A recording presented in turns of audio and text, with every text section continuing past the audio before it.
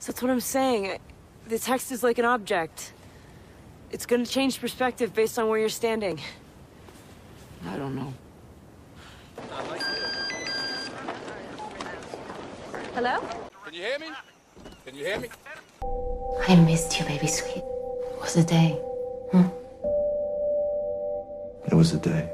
Please tell me you're seeing this too. From Seattle, we're Drinking the Movies. I'm Taylor Baker. And I'm Michael Clausen. Welcome back for episode 12 of Drinking the Movies. We are doing first impressions today of a Willem Dafoe film that I believe is called At Eternity's Gate.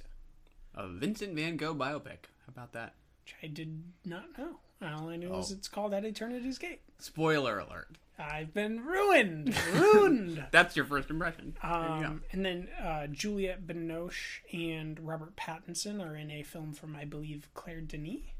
That's right. High Life. Yeah. Astronaut film. Which ties in nicely with our fare this week of First Man, The Right Stuff. Bad Times at the El Royale. So it's not Battle Royale. Correct. But we'll talk about that one on another podcast. As well as The Cabin in the Woods. So we have two films from Drew Goddard.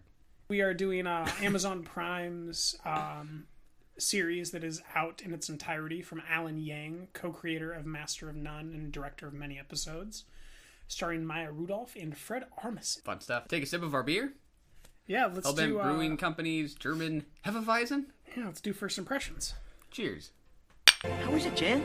Tell us. It's beautiful. Once it hits your lips, it's so good. What kind of beer? That's good. It's sweet. I believe you It said is. it's a little bit zesty, perhaps a little bit of lemon. It is. I'm tasting the lemon of note right now. We're coming off of some steak grinders that we just had, and it kind of cleansed my palate to taste these savory notes a little bit better. It all goes together quite nicely. Just a hint of sourness, but not overwhelming. Yeah, and quite nice. In all honesty with the listeners, this is in fact our third beer of Correct. this beer, because we were catching up on recording the previous episode not but a couple hours ago. That is dedication. And we did need to get lubricated before we continued to speak. Can't hurt. So, what do you want to watch first, Michael? Let's do Highlight. It's just a new religion for you. Fuck your baby mission! We had to begin the deceleration maneuver so the ship could approach a black hole. This is the main goal of our mission.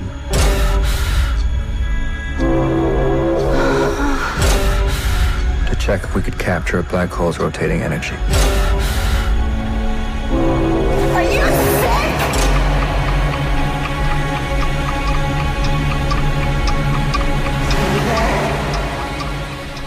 So we just watched High Life, Michael, Yes, we did. and it looks delightful. It looks awesome. I didn't know what I was getting into. Did you? No, me neither. I haven't really seen any stills from this, really any marketing or advertising. So this is, the first exposure I've had to it. I think it looks terrific. Some of the space kind of folds reminded me of the kind of shapes and shades that we see in The Right Stuff when Sam Shepard is kind of fighting against his body to continue flying at Mach speeds. Yeah. Some really lovely color. I'll confess I've only seen one Claire Denis movie, and I didn't particularly like it. I've perhaps seen no Claire Oh, yeah? Denis movies. I don't know what her films are. I should actually take a look right now, shouldn't I? Yeah, the one I saw was the one she put out last year, Let the Sunshine In, also with Juliette Binoche. It's a romantic comedy of sorts. I wanted to see that, but you reviewed it so terribly that I think that I was like, I won't make the effort yet. Yeah, it had sort of a vignette-like structure that I didn't quite connect with. This looks much more up my alley. Much more approachable. Yeah. Super clear atmosphere. She's already making moody. another film? Wow. She's staying busy, apparently. Got one lined up for 2019 with confirmed release, looks like. Yeah, I can't say that I've ever seen any of her films, but she has another film coming out called Rotterdam, I Love You. Oh, I haven't even heard of that one. Which, it does appear she's maybe one of many directors. I see at least 8 here, maybe 10. Yep. So more of a vignette, maybe again, which is her style. Kind of reminds me of what a really bad movie called Life. But if it was good. Dick Gyllenhaal one. Right. You could say that, but He was. it's more of a Ryan Reynolds film, if I remember correctly. I did stop watching it. I think it's one of the only films that came out this year that I actually just turned off. Ooh, that's tough. You don't do many walkouts or just. No, I think I even logged it on Letterboxd because I was just never gonna go back and watch it again. You just felt compelled to warn people. You're like, don't do it. Yeah. I didn't give it a half. I think I gave it maybe 2. It was just you've seen enough sci-fi. You know what's gonna happen. Yeah. It's one of those. Whereas at least with Cloverfield Paradox, it was fun to watch the paradox. At least Chris O'Dowd is fun to have armless. Yeah. With High Life, I am on the Robert Pattinson train since Good Time. I loved him in Good Time. You loved Good Time. I've really loved Good Time. I think that is a very special film. I would tend to disagree, but not vehemently. Just That's all right. I just didn't. You can have your good time. I'll go have my Thank mother. you. You and have we'll a meet bad in the time. middle. At the Royale. So in terms of what he's going to be given here, it's a little unclear, but I'm excited to see what he's got. It looks good. Yeah. Andre Benjamin, who we know more colloquially as Andre 3000 of the supergroup Outcast, is also a supporting actor in here with Mia Goth, who looks equally fantastic, as she always does. And then Julia Binoche looks ageless and wonderful as always. Radiant.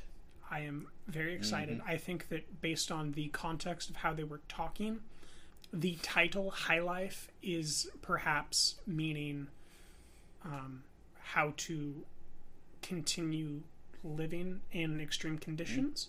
Because by the account of the trailer, these are low lives that are being recycled, perhaps being attempted to be turned into people of value. So that is an interesting idea that I'm very happy is in film in a sci-fi context. Something perhaps about class. That's kind of what you're thinking. Yes. That's interesting. And I do like French conversations about class.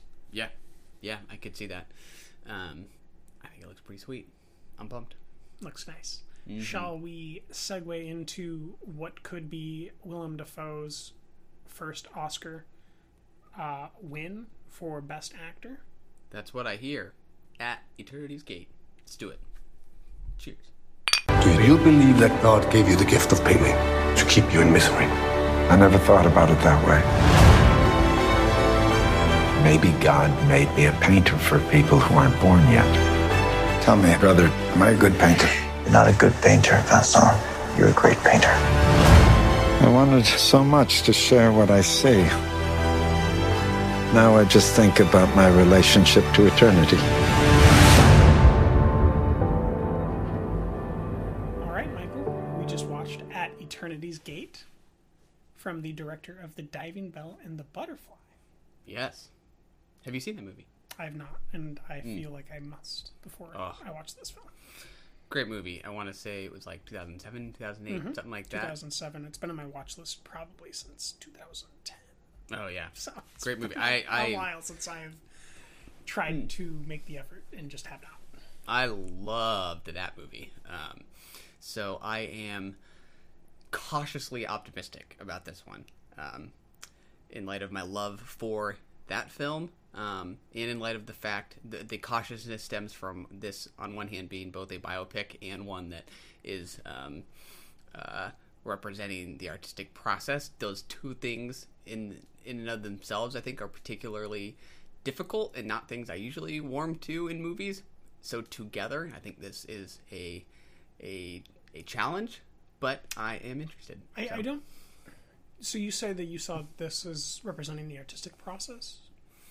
Yeah. I mean, I think as a movie about Vincent Van Gogh and him perhaps creating his art and what goes into creating that art, I have found in my own movie going that I have found very few movies that are able to really help me feel what goes into the artistic process. So if this is what that movie tries to do, I think it is a tough thing to do. The way I was viewing it was more as the cost of the artistic process. But yeah. I do think that Willem Dafoe is uniquely qualified for this role. In his complete unattachment to the way that people view him. I think just in real life, he's already perfect. And then I think that the role that he had, I believe, 4 or 5 years ago in Pasolini was a great warm-up for this tragedy character who is a great artist. And to me, this looks more like a tragedy. Like, the story of Picasso is so large that it's not even... Bingo. Or, sorry, Van Gogh. The story is so large of the cutting of the ear. Like, you hear about this since grade school, you know? It's... Do you interpret it as a biopic or kind of like I know it is a biopic, you know, but is it more of like a historical film almost? The way that you might say that Lincoln is also a historical film, even though it's a biopic. I almost wonder if this is going to straddle that line of, you know, maybe it'll feel familiar, but I think it might be an original film made of these conglomerations. Yeah, if Diving Bell and the Butterfly is any indication, I do think he will use the medium in interesting ways, ideally. I do think that the trailer to me feels so familiar that I think that's where perhaps some of this cautiousness comes from. Some of, you know, how that music is used, it's the music is very much telegraphing the emotion for me. Gotcha. Which is not something I associate with his previous film, so I don't know that I would expect him to do that in the movie proper. But maybe considering this is the only other evidence we have to go off of. Yeah. I could tell you I was getting lost in the creases of Defoe's face and the way that he was shooting Mads Mikkelsen in those brief moments. Yeah. I'm a sucker for Mads. I like Mads Mikkelsen. Just he's one of my favorite performers, and I can't believe he doesn't get more work. Yeah. Did you ever see The Hunt? Jagden? Yeah. Great movie. I liked him in that That's a very good movie. He was also in a film that for some reason is eluding me, as it always does, because it's one of my favorites. It's a Nicholas Winding Refn film where he basically goes the entire time without speaking. He plays a one-eyed Viking.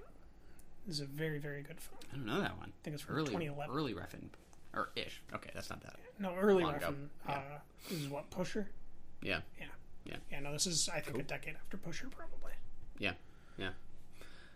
But yeah, I agree. If nothing else, best actor contender. For sure. Yes. And Oscar looked okay. Yeah, optimistic. He looked okay. I'm wondering if maybe being surrounded by an auteur who was maybe communicating as an artist with him and surrounded by these other top tier talent, if maybe they got him back in the zone. You know? Yeah. Sometimes it just takes the right people. You know? Yeah. Absolutely. In all veins of life and work. Yeah. The right people make a difference. Yep. I'm excited for this one, just as I am for High Life. I think both of them are uniquely art house genre picks. Yeah. Whether it's a biopic genre or a sci-fi genre, I think they are uniquely of the art house quantity, which is why I paired them together today. Yeah. When I texted you, saying I think we should do these. Yeah, at Eternity's Gate is coming out relatively soon. High Life is still TBD, right? Did you see a date High when you Life saw the said trailer? November 9th for Europe release in France. Yeah. Or November 7th, I can't remember. It was November and then a 7 or a 9. Got it. So not too far off. Yeah, hopefully we can get a VOD option if we just change our IP addresses to Europe. There you go. For the end of the year. Problem solved. Got it. Shall we segue into the first film of the week? What's first on tap? Cabin in the Woods? Yeah, sure. That's the one Why I not? like. That's the one you don't like. Let's do it. Let's start negative, get positive. I like this movie. I don't. Yeah, I just mean Goddard is going to be negative for you, and then we'll get positive or correct with the 4s and the 5s. Yeah. Hello.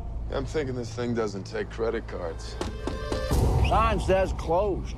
We're looking for what's it called? Tillerman Road. Not to get you there, getting back. That's your concern.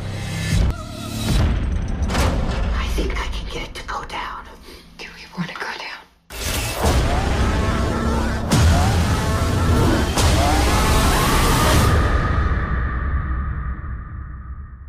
So yes, we're talking about Cabin in the Woods, directed by Drew Goddard. Written by Drew Goddard. starring a bunch of people I don't know, and supporting cast of Chris Hemsworth, Richard Jenkins, and a fellow who I always see and never remember the name of that wears glasses. Bradley Whitford? Yes. Yeah. Great memory. Good for you. Yeah. Get Out? Yeah, he's the dad in Get Out. Yeah. Great role. I saw this movie when it first came out. Me too. On at home, not in theater. But I remember I think I watched it with my dad after my dad had already watched it and said that he really liked it. Ah, nice. And I know you don't know my dad, but like my dad does not like these movies. Oh, so the this fact is a that surprise. he liked this movie is insane. That's cool. Like that's always he fun. doesn't like anything. It's always fun Mission when someone Impossible throws you for a Fallout loop. is the only movie he saw in theaters this year, and the only one that he liked. So it's a good pick. Yeah. Mm-hmm. Yeah. I liked it at the time. I think I liked it just a tad less this time around, but I still like this movie. You? I think that it's one of the best original horror screenplays that's ever been written. Period. I do remember this being said. And the moment in the basement where they're just surrounded by the exposition of basically every horror film in the Western genre that's ever been made, I was just in love. Whoa. So much exposition is in that basement. Yeah. Like, just, it's so fun. The conch shell, the wedding dress, the necklace, the lock, the key, the diary, the vanity, you know, it just goes on and on and on. The fact that there's the basement, the trapdoors, it's just so fun. And Bradley Whitford's, why can't they ever get the merman? That's funny. Yeah. Oh, that's a nice touch. And then when you see the merman, oh, very and satisfying. that pig snout is the blowhole. Did you notice that the pig that the No, I blowhole don't think on the so. merman is a pig snout? Oh, I don't think I even remember that in hindsight. Yeah. I'll have to go back and look at the snout in particular. I was watching it with my friend and he didn't notice it either, and I had to like rewind it and pause it and go, that's a pig snout. That's hilarious. So you would assume that these are all GMO created creatures, perhaps? I would assume, yes.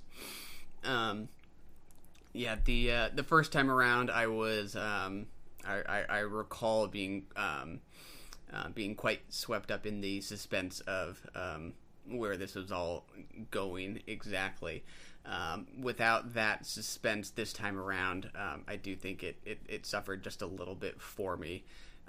The second time around, once you know where something's going, it's kind of up to the craft.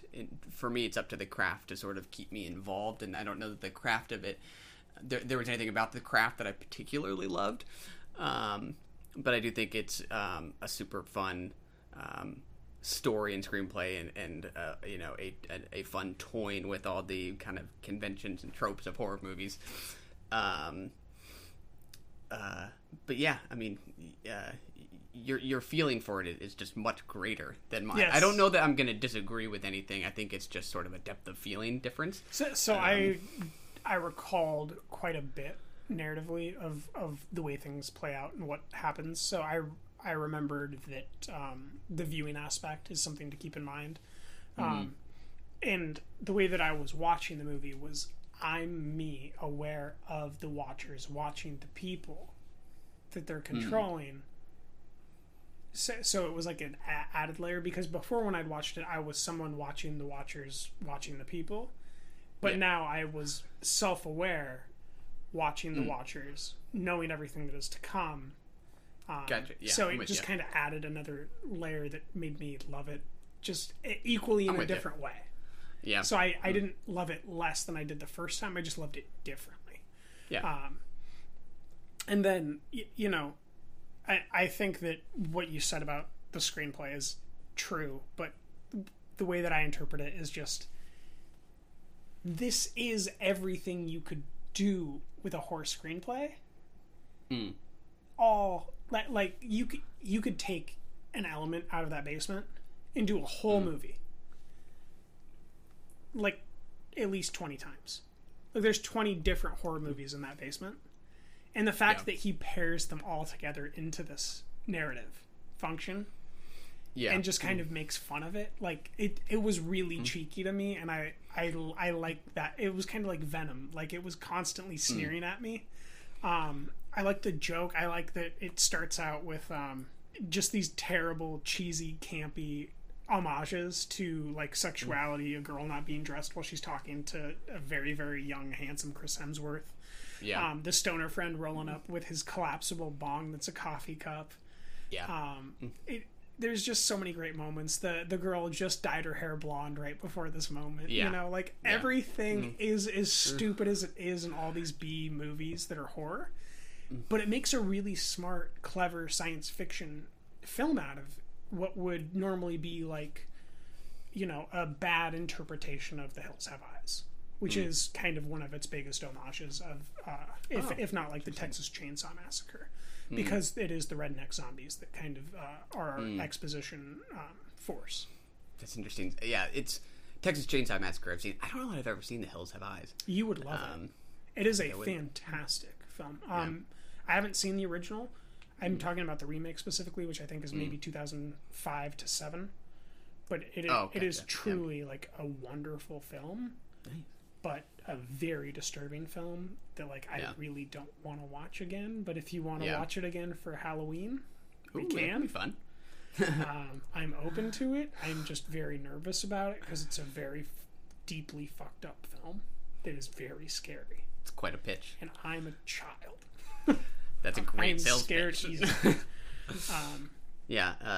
Evil Dead was one that came to mind for me.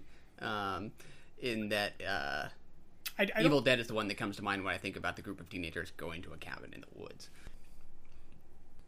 It's all these narrative tropes being played with, but it is doing some fun, original things, and some deep mythological things, which obviously you know that I love. Yes, I love the pentagram being these 5 characters holding the Eternals in, which you were very skeptical of, but I very much enjoyed the narrative trope because that is truly what you're doing.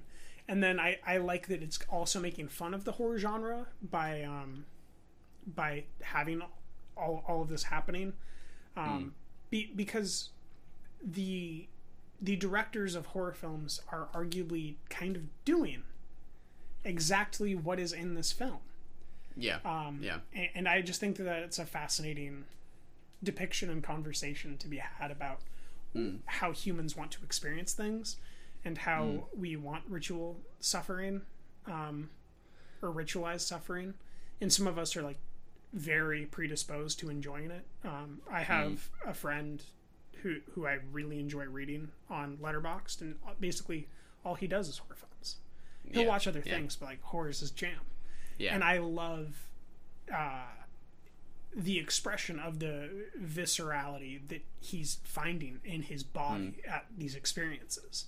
And I like that people are getting outside them, or deeper inside themselves by getting outside of themselves in these experiences. I think it's fascinating. And it, you know, it's the only time that we often encountered the scares that we would commonly have encountered 120 years ago.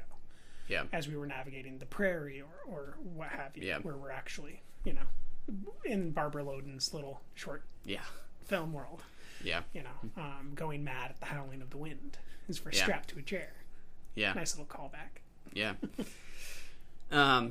You kind of already alluded to it, but you know, when I think about how I imagine or how I can see this script coming together, I think, you know, to me the strongest appeal of this movie is in getting to see somebody pull the strings and sort of essentially play the director's role in putting together a horror movie.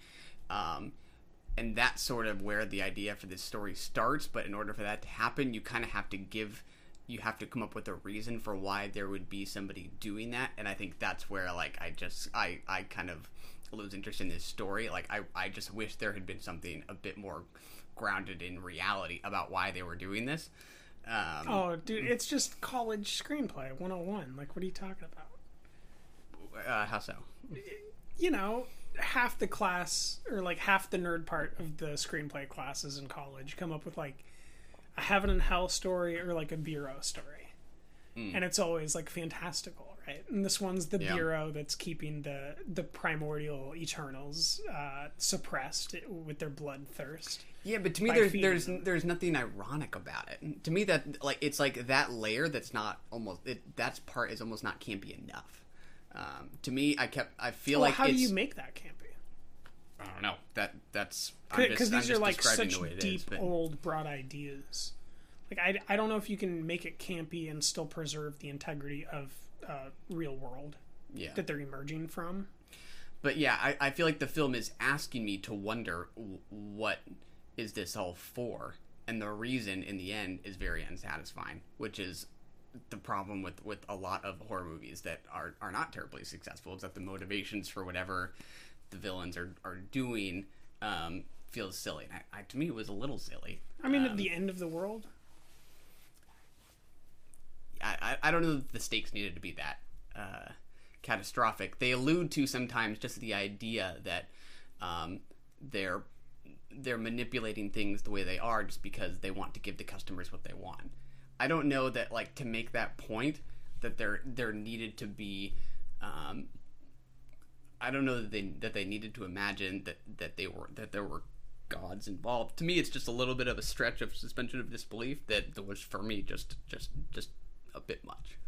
Yeah, I get it. I'm a fan of primordials. I like lava glowing giant beings that you could call titans or what have you, that are going to go smush and crush humans from the earth. Yeah, it's fun.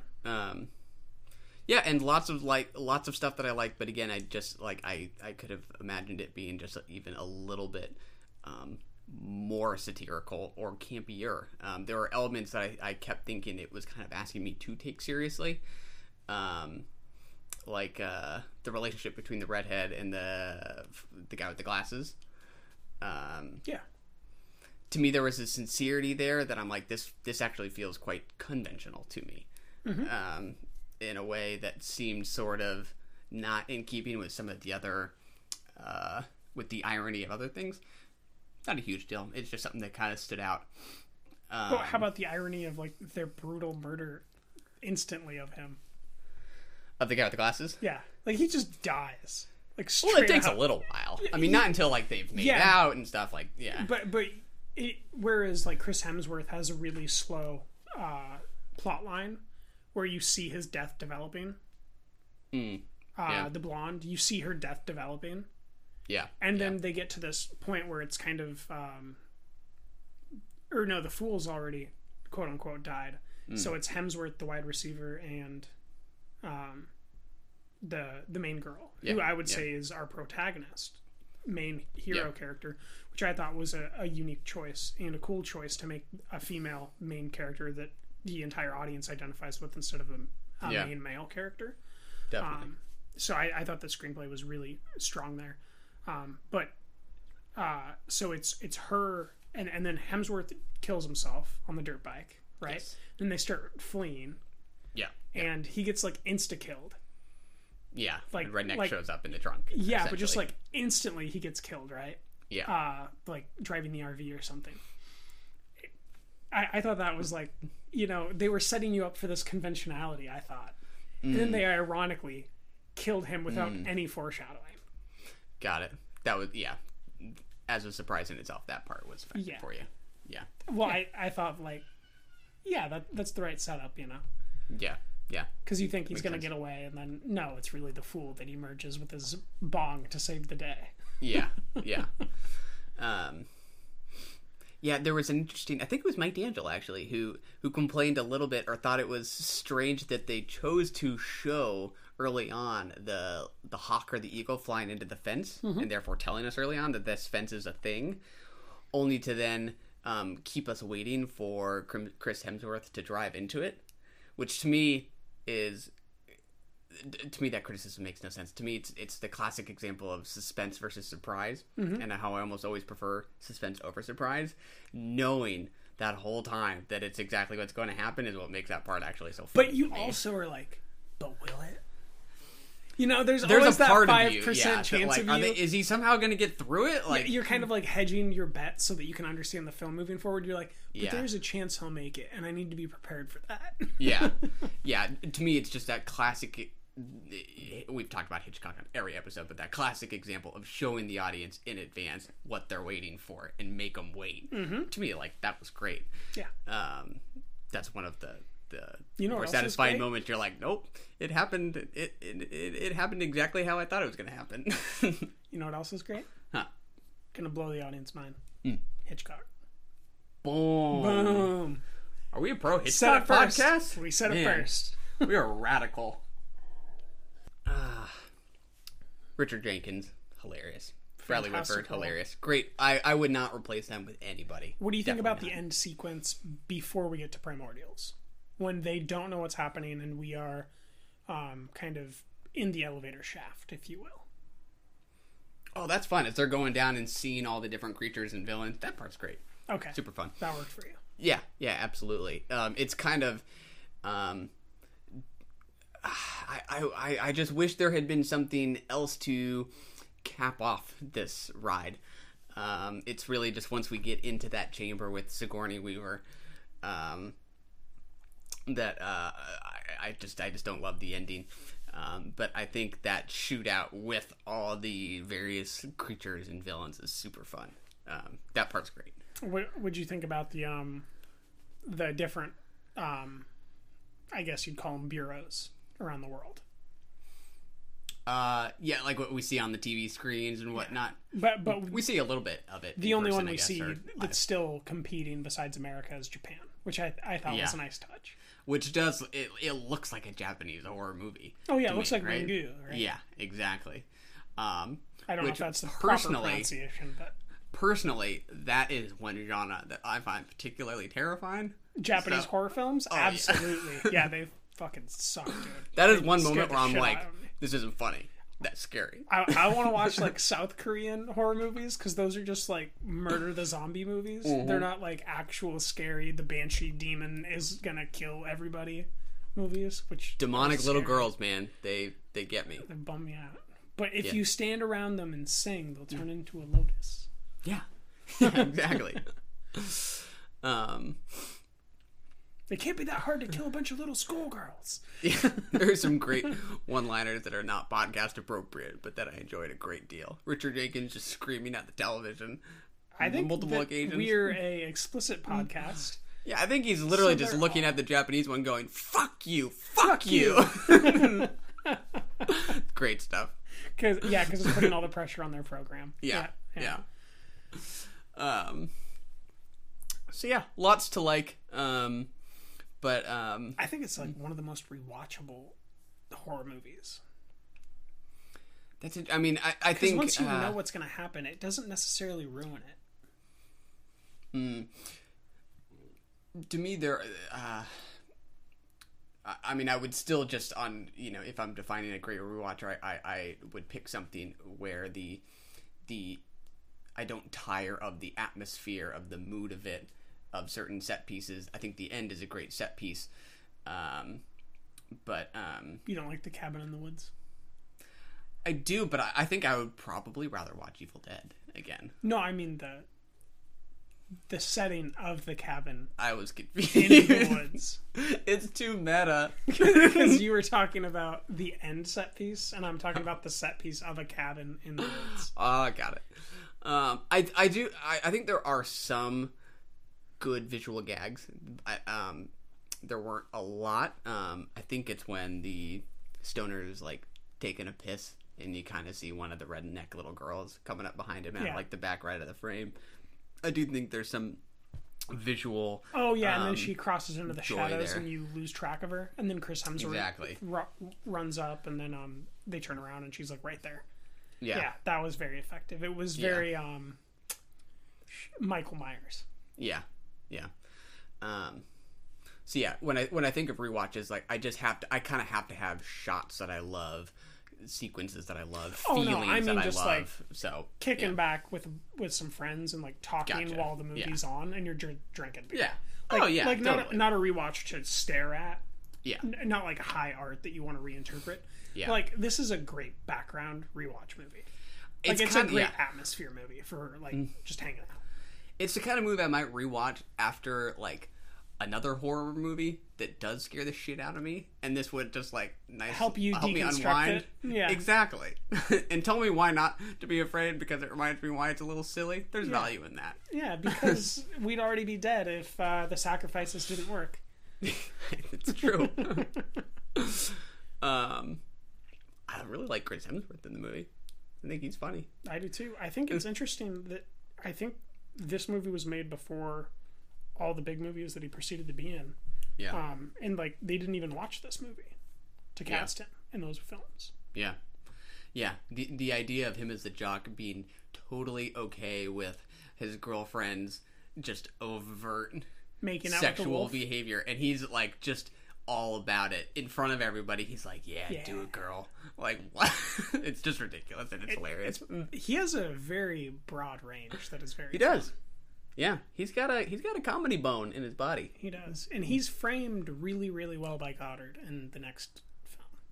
Oh, interesting. He does a very good job of using set and background shapes to kind of elicit him to be a bigger figure than he is. Oh, interesting. Yeah, I wonder.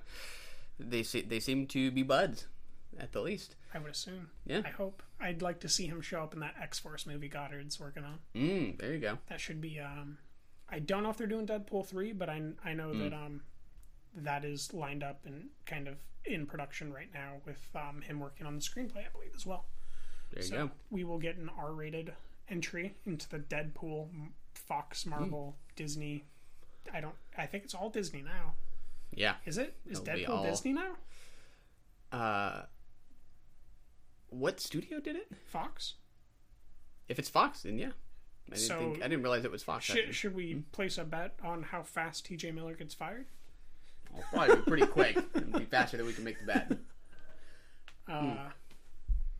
Yeah, I feel like I could just rant about how much I love it, and you just keep smiling and drinking beer and saying, "Yeah, I get that you think that." Yeah, okay. Yeah, I like this movie a lot. There are lots that I love more, but I would not argue against it. I throw it in that 10 Cloverfield Lane genre. I think 10 Cloverfield is by far the better film. But I do think screenplay wise they're each competitive, and I think it's just in that great horror sci-fi camp that there's so little of. There needs to be more of.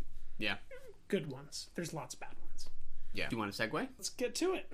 All right. The new release. Bad Times at the El Royale. You're just too good to be true. Sir? Can't take my eyes off of you. We have a problem. You'd be like heaven to You watch me? I only watch who they tell me to watch. Who's they? Management. You think you could just take what's mine? I wouldn't come a hunt. No, I figured you would. And I'd be ready when you did. Are you lost, Father? Can I confess something to you? I'm not really a priest. This is a movie. Tis. It's got its accoutrement. It's got 3 Parks and Rec employees from Indiana. I'm thinking of 2. I'm thinking of Jerry. I'm thinking Jim O'Hare himself. Yes. I'm thinking about Nick Offerman. Who's the 3rd? John Hamm. Oh, you're right. Late season Parks and Rec. Forgot about that. Yep. He was also briefly an employee for Liz Lemon at 30 Rock. Ah, I didn't know. As the same exact character. Really? That's interesting. So they're in the same universe, which I love. Yeah, we have a stacked cast between those 3 we already mentioned. Chris Hemsworth. Kaylee Spaney. Yes, our singer. No, that is... oh, no, she's the young girl. You're yeah. right. Dakota Johnson. Yep. I think that's about it, name-wise, that I know, actually. Getting, I want to say it's Cynthia Erivo? Yeah. Pulled it out. Something like that. I grabbed it I think that's in the depths of my soul, and I pulled it out. That's right. Is that all? I don't know who plays yeah. We have a young kid. And then there's another character who I didn't know, who you said you were really excited to see. A young girl? No, a guy. Maybe. Oh, Xavier Dolan. Yeah, I don't know that actor. He's a director primarily.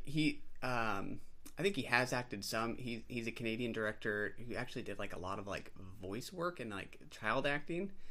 But he directed a film called Mommy a couple years ago. He directed one called Heartbeats. Lawrence, anyways. He's definitely a festival circuit director. Okay. Who kind of makes these foreign language melodramas. What nationality is he then? Canadian. So is he French Canadian? Yeah. Okay. Yeah, they're in French. Okay. I think you said foreign language film, so I'm like, oh yeah, Canadians' primary language is English. Yeah. I think they're. I don't think he's made an English language film yet. I think they're all in French. But he is one of them Quebecois directors. Yeah, he plays Cynthia Ervio's like record label manager in that brief scene. That's that very creepy. Yeah. Scene. Yeah. Okay. I've just never seen him in a movie. I was like, what's he doing here? Gotcha. I've only seen him as director. Okay. I won't have like. But you've much seen to him say enough about to notice him. In articles and reviews and that kind of thing. Okay. Yeah. Not that I'll have much to say about his performance here. It just caught my eye. He's good at being creepy. Yeah, he did his job. Yeah. Yeah. But yeah, you liked this film a little bit more than I did. I liked it 1.5 stars more than you. Yeah. Yeah. By all accounts, you did not like this film. Not very much. You gave it an F. Correct. It did kind of fail for me. Were you not entertained? I was not very entertained. I thought it felt really long, for one. How about the beginning? Not terribly entertained. Mildly entertained, perhaps. I do think it steadily got worse for me, but I don't know that I was ever really into it. I feel like the problem is that it peaked when John Hamm was alive. And John Hamm dies very, very quickly. He does. Jeff Bridges. We forgot about him. Yes. Yeah. I knew there was like a main guy. I was like, I kind of feel like there are more than we're naming, but... I love the opening scene with Nick Offerman. I thought that was really, really well staged and well depicted.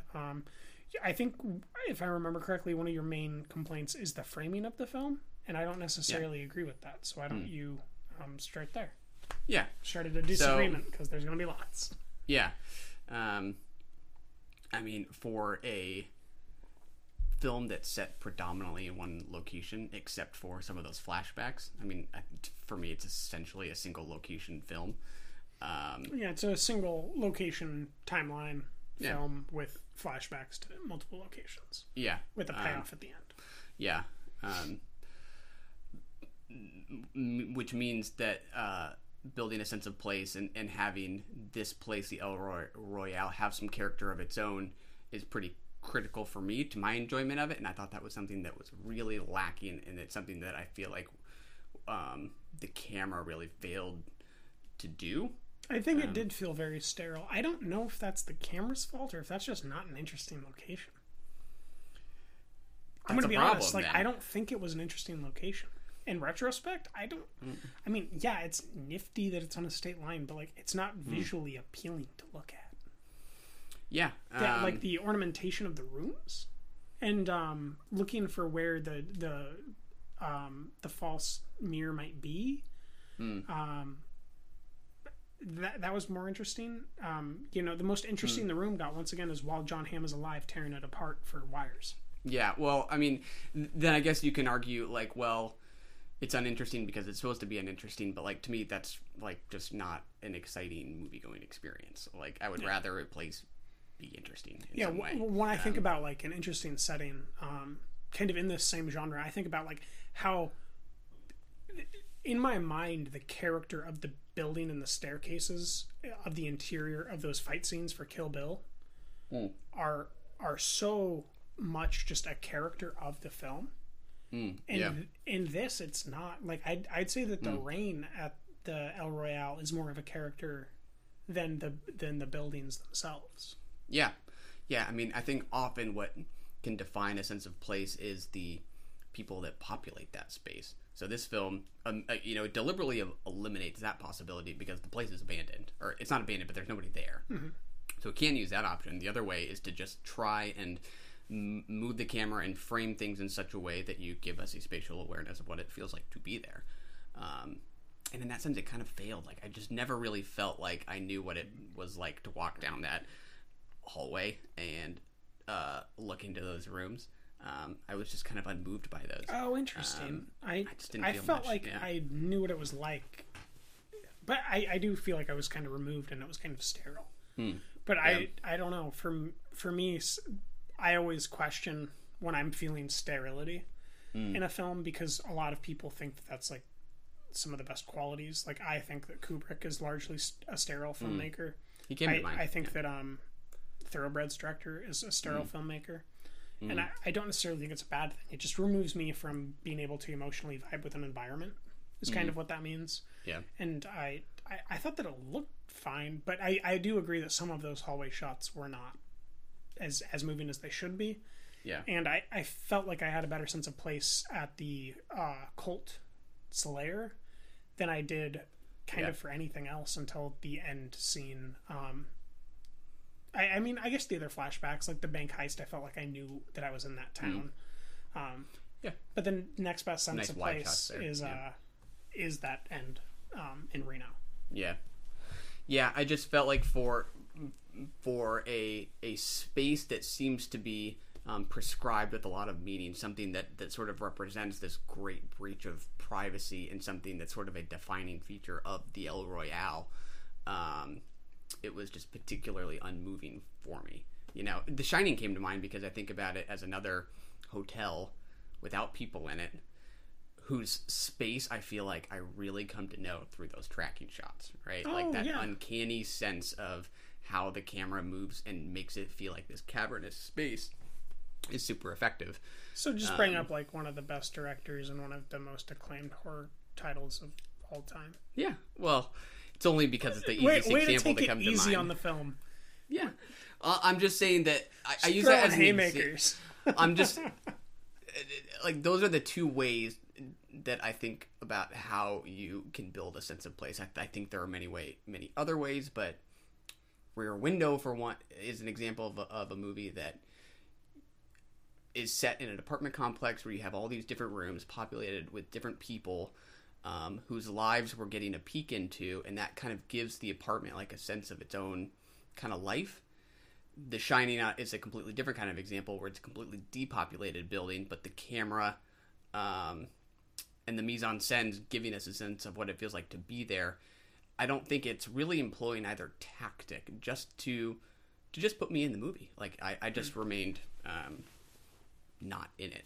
I felt like I was I felt like that restraint made me become more identified with the characters and more in their shoes in this place that I didn't understand or feel like I belonged in, which I thought was maybe the goal and how I was interpreting it, to be uncomfortable, to not feel like you belong in this place, and to want to kind of get out as soon as you can. That's interesting. And then on top of that, like, I thought that the meta conversation that was happening between, you know, federal government, Vietnam War, oppression, you can't not think about like the Green Book while you're watching this with Cynthia Erivo and her arrival of, you know, the way that her car appears and that you don't know she's a singer yet. You question whether or not she's been sleeping out of it, and then later you question whether or not she's been working out of it as a you know, promiscuous night worker, perhaps a whore.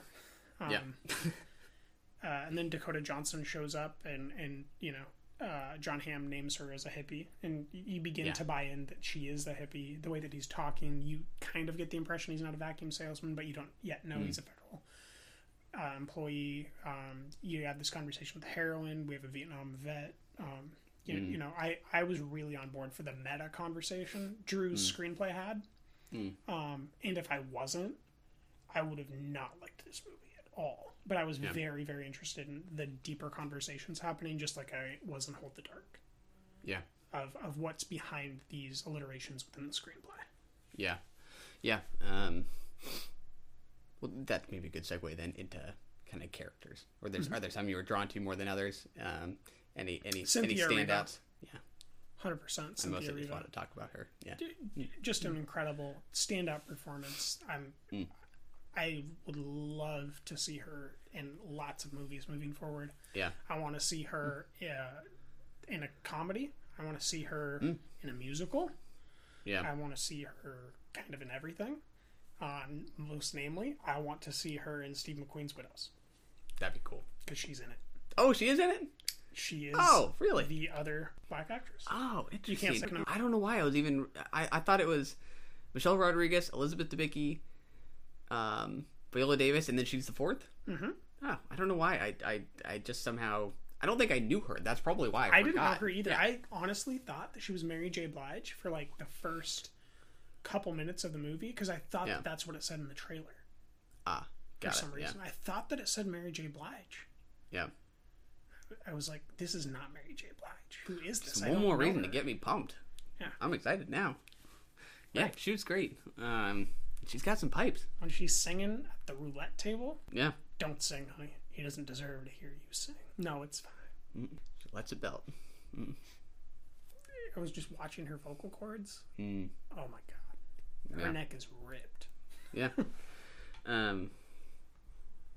Yeah, you had asked about the framing. To me, there's a little bit of a pacing issue with this film, and it's a very, very, very steady pace. I don't think it ever really accelerates or decelerates in speed. And for me, I think some of these moments, particularly when she's singing, they would have been accentuated had there been more variation, kind of with the tempo, to really underline just how great her voice is. To me, I kind of wish she had just emphasized it more somehow. It felt it felt inconsequential relative to sort of the frames before it and the frames after it because the pace was so steady. And I kind of needed some change in tempo. Something purposeful with the structure of the futility of beauty. Futility of beauty. It did not strike me that way. No. Okay. That's interesting though. I had moments where I also felt that way. I always try to think like anytime I feel something, I feel like I'm kind of stupid to not first question, do they want me to feel this way? You know what I mean? Because sometimes I do think that is a goal. But I think that I would call this a vignette structured story that suffers for it. Not that it was the wrong call, just like it was never going to be great. This was never going to be a great movie. You kill your best... Sorry, Drew. you kill your best character that early. Whether or not that is for a good thematic reason and meta conversation or not, you killed him. John Hamm was dead, and he was wildly entertaining and fun. Dead, gone, ruined. Dead, gone, ruined. And he was so fun. He was doing these fun little accents and playing it up and just really hamming it up, if you will. Oh, he's hammy here. And I don't think that the wider audience would enjoy this. I can't say that I recommend this to many adults that are kind of wanting the adult fare, meaning like, things that will be nominated for awards or award consideration. Yeah. Like, I can't even say that someone that loves Tarantino should see this because they might be talking about like award contending Tarantino. Yeah. Of the recent years, not like Grindhouse Tarantino. Yeah. But if someone likes Grindhouse Tarantino, I'd say this is a fine entry.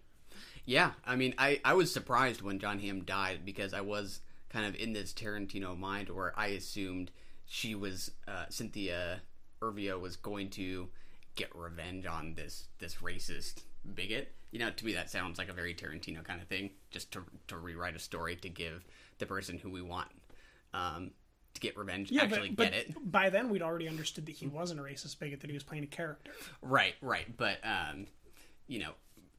I was still expecting for her to not know that. Yeah. But you're totally right. He was lost, and that was sad.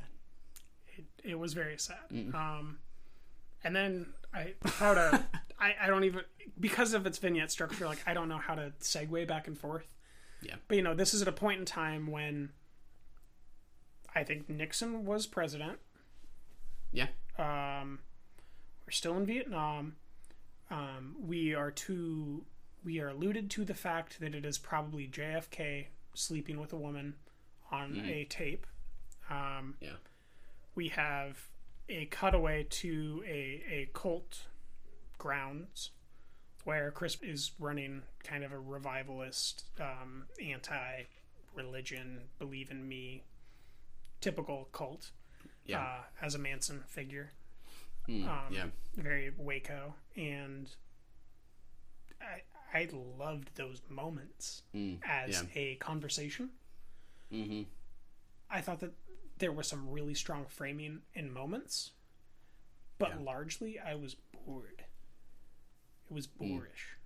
I agree. I was bored too. I just kept going like, yeah, like this is a great conversation, but like, why isn't this a series with like 38-minute episodes or something? You know, like, why didn't it end with her smashing the bottle on Jeff Bridges, and then go to the next episode? Like, why didn't it end with like him taking not Cynthia, with him taking Kaylee Spaney to go sleep with her when she's clearly like way too young based on the narrative of the film. Yeah, she's extremely young at this point in time.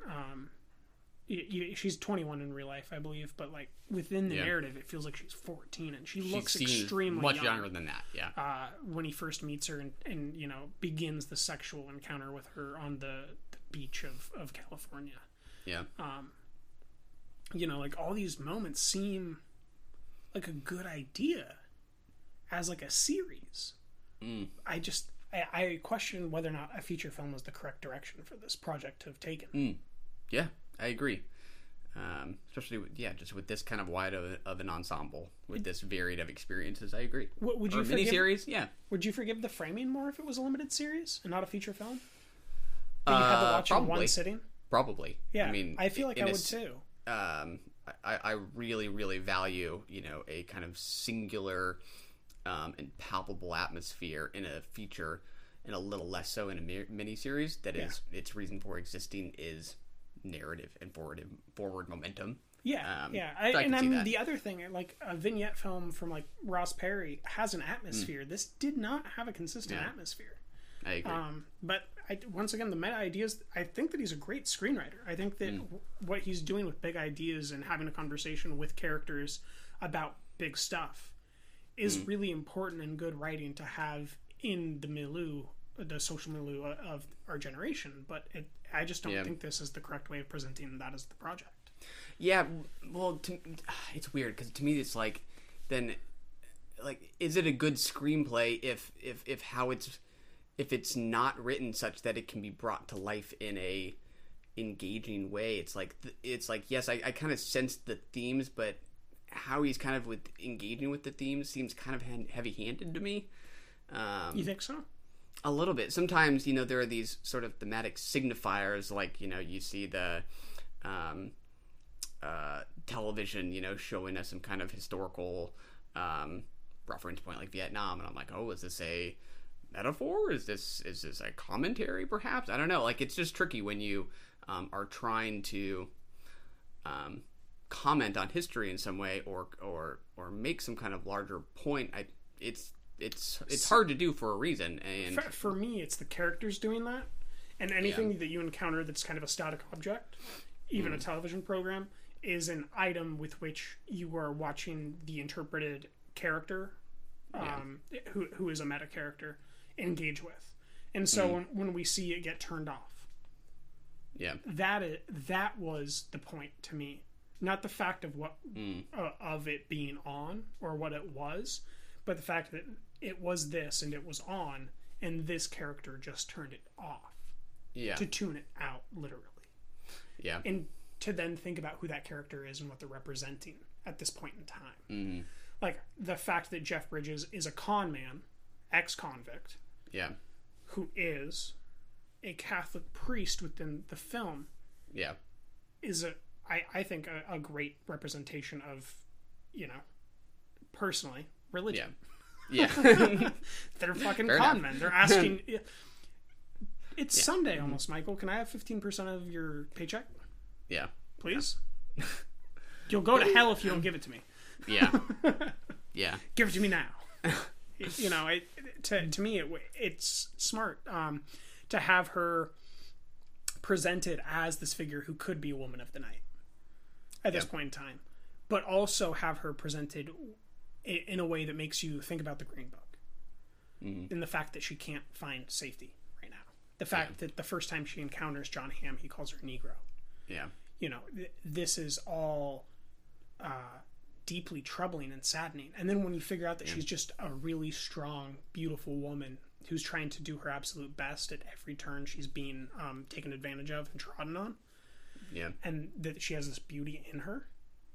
And the only way we see that is this creepy watching her through the false mirror thing. Like, I like the idea of the narrative doing that. And I liked it doing that.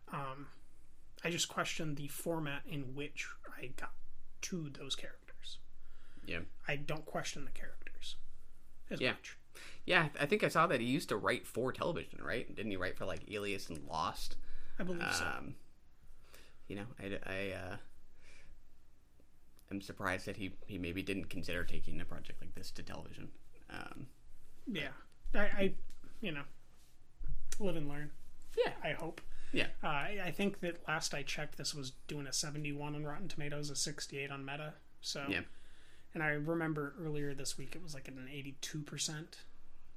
Yeah. On Rotten Tomatoes, and maybe a 79 on Meta. Well, so coming down. It's coming way down. Yeah. The more people that see it, which is, I think, maybe a learning lesson for him with his screenplays moving forward. Yeah. But I guess, what did you think of the characters? Did you get any of what I'm talking about out of the conversation? I connected probably most with Dakota Johnson's character. I think, to me, her character and what she was overcoming was more personal than perhaps some of the other characters. Actually, I take that back. That's probably not the right way to phrase it. But I did most believe in her concern for her sister. She was the easiest person for you to emotionally find stability in. Yeah, absolutely. And I just like her as a performer. I know. Do you? Take her or leave her. Yeah. I thought I would like her more. I thought I liked her more. And I'm starting to wonder what I thought I saw in like a bigger splash. Oh, yeah. And things like that. And I'm kind of worried about Suspiria, honestly, now. I don't think she's a bad actress. I just don't know if she's worked on too many big productions to... I think she needs to work with small auteurs for a while to get back to wherever we thought she was going before the 50 Shades got her under their thumb. Yeah. So yeah, I connected with her just as a performer. Obviously, we've already talked about Cynthia Erivo, but you know, the idea that all these people kind of have past that they're kind of seeking to overcome is perhaps kind of this unifying thread that was most readily apparent to me. And you viewed them as isolated characters. Yeah. And I viewed them as representations of the American country at that time. Got it. Yeah. Like she's the mother that was willing... I mean, even though she's a sister, she's a mother character that was willing to get raped to spare her sister. Yeah. But by sparing her sister an understanding of what is right and wrong and what pain is, her sister then found the worst pain and the worst suffering and buys into it wholeheartedly and worships it and loves it. Yeah. And so even though she did what was right at the time, she thought it ended up being the wrong thing. And I think that that's the way that a lot of mothers at that point in time were feeling with cults all around. I know that like people that were living in northern Oregon or southeastern Washington were very concerned during the wild country stuff. Yeah, because my family's from there, and that was a deep concern at the time. Girls just getting picked up while they're hitchhiking, huge concern at the time. Serial killers, and I think there is a very astute conversation about what was happening at that point in time in America, represented by every one of these characters. Yeah. Yeah, I mean, a movie that came to mind that we have not yet seen is Once Upon a Time in Hollywood, Tarantino's next movie about the Manson murders. You haven't seen that yet? No, I already saw it. You haven't seen it? Oh, no. You know, son of a bitch. for another movie that's going to be set in the same era, taking on a similar topic about the dark side of the counterculture, but with arguably like a 10 times better cast. Correct. That's not that this is a bad cast. That's the Tarantino's cast is insane. Yeah. Sony Pictures pulled a coup. It's pretty stacked. The Weinstein's fuck up is Sony's genius move. They're gonna make so much money between this and Venom. Sony's getting big, dude. They got pretty pumped. Cary Fukunaga's James Bond. That's right. In the wing. Yeah. They're looking good. Got I like Sony. Got some stuff in the pipeline. Years. Might be time to invest in Sony. There you go. They have Spider-Man, right? Yeah, that's why I just said. Oh Venom. Yeah, Venom. Yeah, I guess that's the same world. I guess those will ultimately converge, right? That's the idea. Yeah, I think that the next Spider-Man, Far From Home, is going to be more in an independent universe again. Yeah. Meaning no Tony, I think. Yeah. Tarantino came to mind just because I don't feel like he's one. I won't even go there because I know it's a big auteur. I don't want to invoke just the greatest every time, but to stick with it is easier for the listeners yeah. to use people that they've seen. So Tarantino is someone that everyone's seen, so just go ahead. I just think to bring themes to life it has to come through strong direction, and I think I don't doubt any of the I don't doubt any of the themes we're talking about, but I really question the strength of the direction in bringing those themes to life. I agree. Yeah. I think that the camera was really good, though. I think whatever those lenses were fucking dope. I think they were Panavisions. Yeah. I know that Sean Baker really liked this movie. Yeah. And liked the look of it, which I thought was really interesting. Because you and I both love Sean Baker and Sean Baker's films. I love Sean Baker, yeah. But we didn't respond to this one. Yeah. So it is interesting to see where an artist can maybe find something in the direction because they are a director that we aren't noticing. Yeah. I guess the way I usually think about framing kind of versus cinematography and direction versus cinematography, like I don't even know if this is fair or not since I've never made a movie, but usually cinematography I'll attribute light, focus, those kinds of things to the cinematographer, but how things fit within the frame and where the camera is positioned to the director.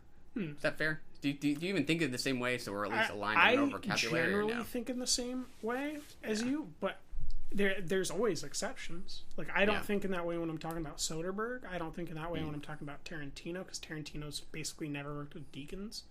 Or never not worked with Deakins, rather. I don't think in that way like when we're talking about Spielberg or Nolan.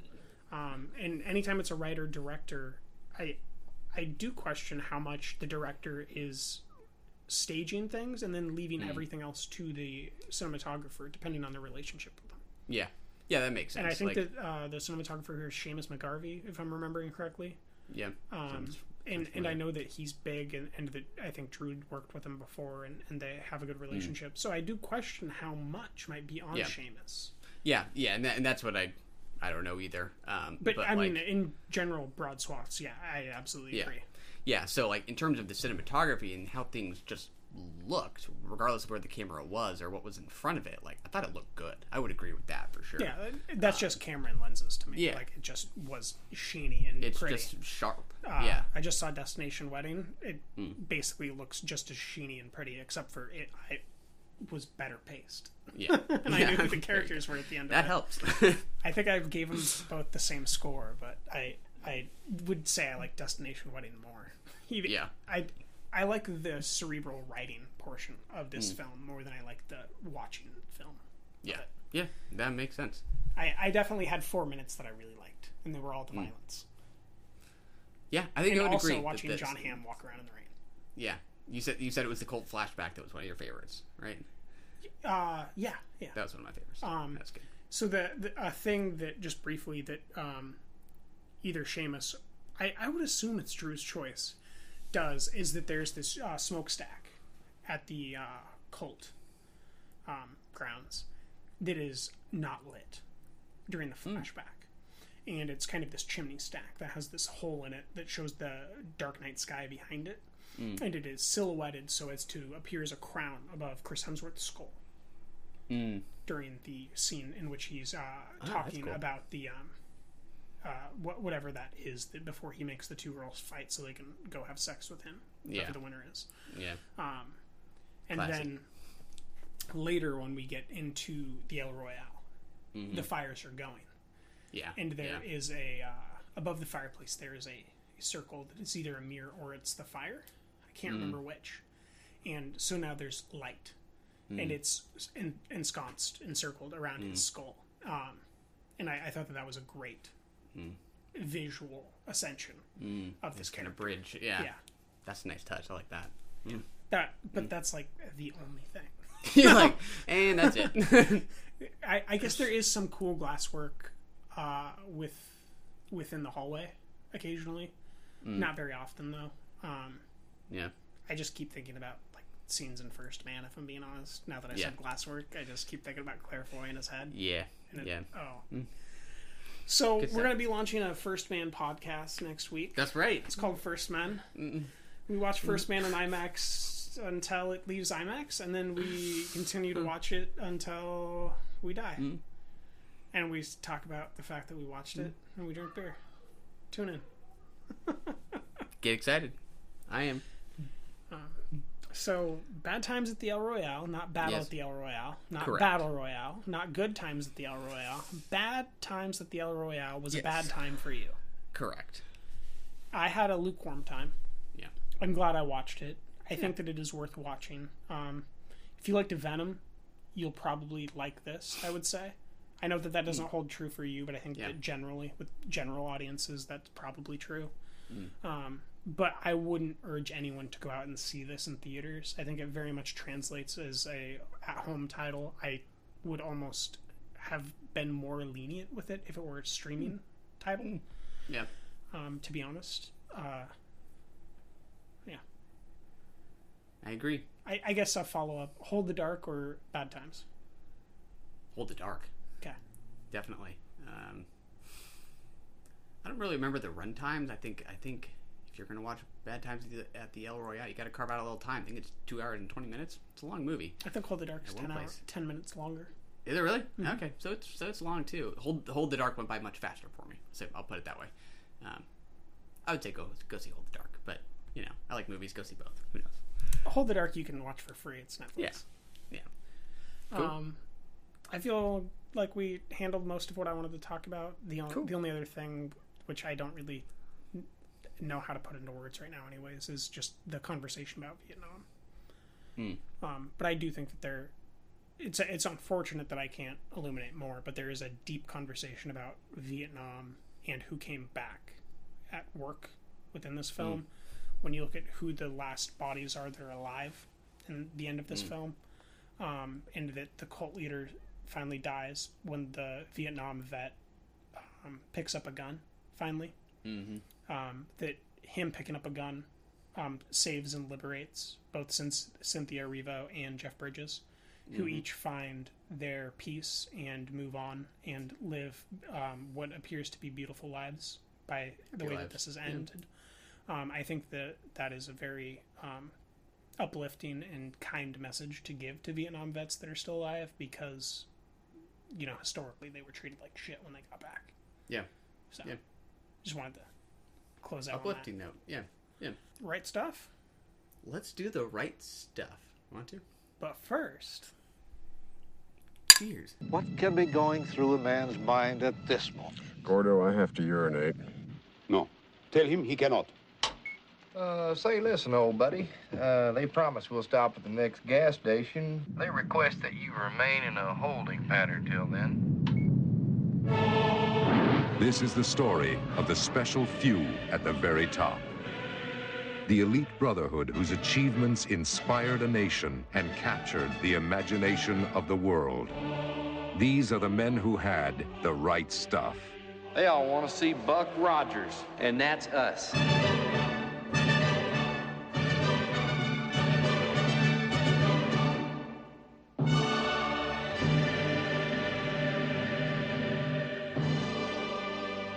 Right stuff. You got it? We don't talk about it. I got the right stuff. I don't know if you do. I don't talk about it. I think you do. You don't have the right stuff you're talking about. Confused. That's the only lesson I learned. They don't talk about who has the right stuff. I like this movie quite a darn bit. Yes, you do. What about you? Just ask me who's the best pilot in the world. Who's the best pilot in the world? You're looking at him. Oh! A handsome Dennis Quaid. Handsome Ed Harris. Correct. I enjoyed this film. I did not enjoy it probably nearly as much as you. Yeah. Like, I liked it, and I feel like it's a 4. I haven't committed yet. I feel comfortable with that, though. But, like, you came hot out the gates, throwing your 5s around. Just throwing a 5 here, throwing a 5 there. Like, the only 5 that I feel is in this is Sam Shepard, who I deeply miss. I felt watching this film like, wow, I really miss him, and I didn't expect that. Yeah. Yeah, I liked, I think, every member of the cast. I thought the flight sequences were spectacular. I thought they held up really well. Is that because color? Because they did not look that great to me. They looked like Superman. Really? They looked like what? Superman. Oh, really? No, like I didn't think 1980s Superman. Oh, I thought the editing was really sharp. No, like some of the flight, like the real flight, but if we're talking about the space flight. Oh, actually, well, as I say that specifically, I guess I'm thinking about some of the test flights. Plane flights. Yeah, when he's breaking the sound barriers. Oh, yeah. Hitting Mach 2 and stuff. Yeah. I thought there was some really sharp editing during those sequences, between putting us in the cockpit, showing us the plane itself, showing the people on the ground. I thought, like, the duration of all those shots was just right to compose the entirety of a scene and show us what these test flights looked like. You were less enthused with the space flights themselves? With the exterior shots, yes. Exterior shots were, I mean, they just dated. It happens. It's been 30 years or so. Yeah. But I mean, it wasn't bad. It was just like, I felt like I could see the fakeness a lot more than I wanted to. And sometimes you can forgive that, sometimes you can't. I think I was more forgiving of that with like the moon surface in First Man than probably other people were. Yeah, that's fair. To me, the movie just had this really nice kind of balance of expressing a lot of respect and admiration for what the pilots did, while at the same time recognizing and sort of mourning the costs of the program, and how it played the funerals, how it shot the wives, how it gave us time with the wives. I don't think it was... I want to talk to Jackie. I don't remember that particular quote. You don't remember that? After the guy that goes up before Scott Glenn uses his explosive bolt door and then denies that he did it, and then his wife doesn't get to go meet Jackie Kennedy. Oh, gotcha. And she's very upset with him. Yeah, she was bummed. He let her down a little bit. What was she like? What's Jackie like? Yeah. I thought it was very, very funny. I saw some people not like the film so much because they thought it did over romanticize these guys or sort of mythologize. No, I mean it's a propaganda cowboys piece for American government. I don't know that I really feel that way. Like to me, there like it does have it does sort of inspire awe in what these guys accomplished, but at the same time, like I feel skepticism in some of how this movie is put together. I would agree. The opening, every time we cut to kind of a new goal, we get an opening shot of Jeff Goldblum running down a hall saying something that everyone in the room already knows, which is Like, it's a humorous piece. Like, it's not as bad as some of the Chinese propaganda films we're seeing now. But I would still classify it in that romanticization kind of propaganda film. Like, I would put it in that propaganda genre, just like a self-critical version. I'm not saying that, like, I'm not trying to use it derogatorily, but I am, like, propaganda is just, like, it's good press, Yeah. I mean... And now it's, like, something we sorely miss. Yeah. I mean, the time it spends with Chuck Yeager, Sam Shepard's character, and the recognition it gives to him as being perhaps one of the best pilots who doesn't get recognized. To me, this is partly a movie about the people whose lives are lost in the service of these kinds of endeavors, and the people who don't get recognized out of for various reasons. So I think to me it's unfair to call it. I'm not saying that you're being reductive, but I think to those who do reduce it to being something no more than propaganda, I think is unfair. I think that might be how Josh Larson characterizes the film, if I recall. Oh, he didn't like it? 3.5, but I think he does regard it as a propaganda film, kind of mostly or entirely. Yeah. Which, I do think that there is a lot of that to it. There's a lot of, like, masculine bravado, boys club stuff. I do pick up on that sense of skepticism, and that kind of the true heroes are the ones that aren't even the main characters in this film. Yeah. Which are kind of the wives and Yeager's Sam Shepard. Yeah, I would agree. I mean, to me, it doesn't build these guys up as great men. To me, these always kind of looked like boys. Yeah. And to me, that was a strength Tell of them again, the film. Claire. Yeah, you see the wives together talking in the living room as they look out at the guys, talking about planes while they're cooking on the grill. Like, the camera is aligned with the wives. I feel like we are with the wives and saying, like, how can they be this oblivious to, like, what they put us through? And to me, that's not a very propaganda-like thing to do. Yeah, I think I would agree. I think that would be more of the consoling, supportive wife kind of thing. Sorry, some of these I would say, like, at the end of the film, I feel like objectively what it accomplishes is kind of a grandiose American narrative. I would agree, which especially I with would say exactly is kind of how it ends. It ends with that voiceover narration. Yeah. I would agree. It does end triumphantly, for sure. And once again, in juxtaposition Boom. to the Russian ceremonies, which we, because we're American, would view at negatively. Mm-hmm. Side by side with the American celebration ceremonies, they're like the fucking same. And so if one is Russian propaganda and one isn't, I feel like it's a conversation about propaganda that is grandiose and ends up being a kind of a pro-American propaganda piece, but is also expressing the thing that maybe Russia does not have and Saudi Arabia surely doesn't have, which is freedom of press, which is also illustrated by the monkeys with cameras bouncing on the fences. Yeah.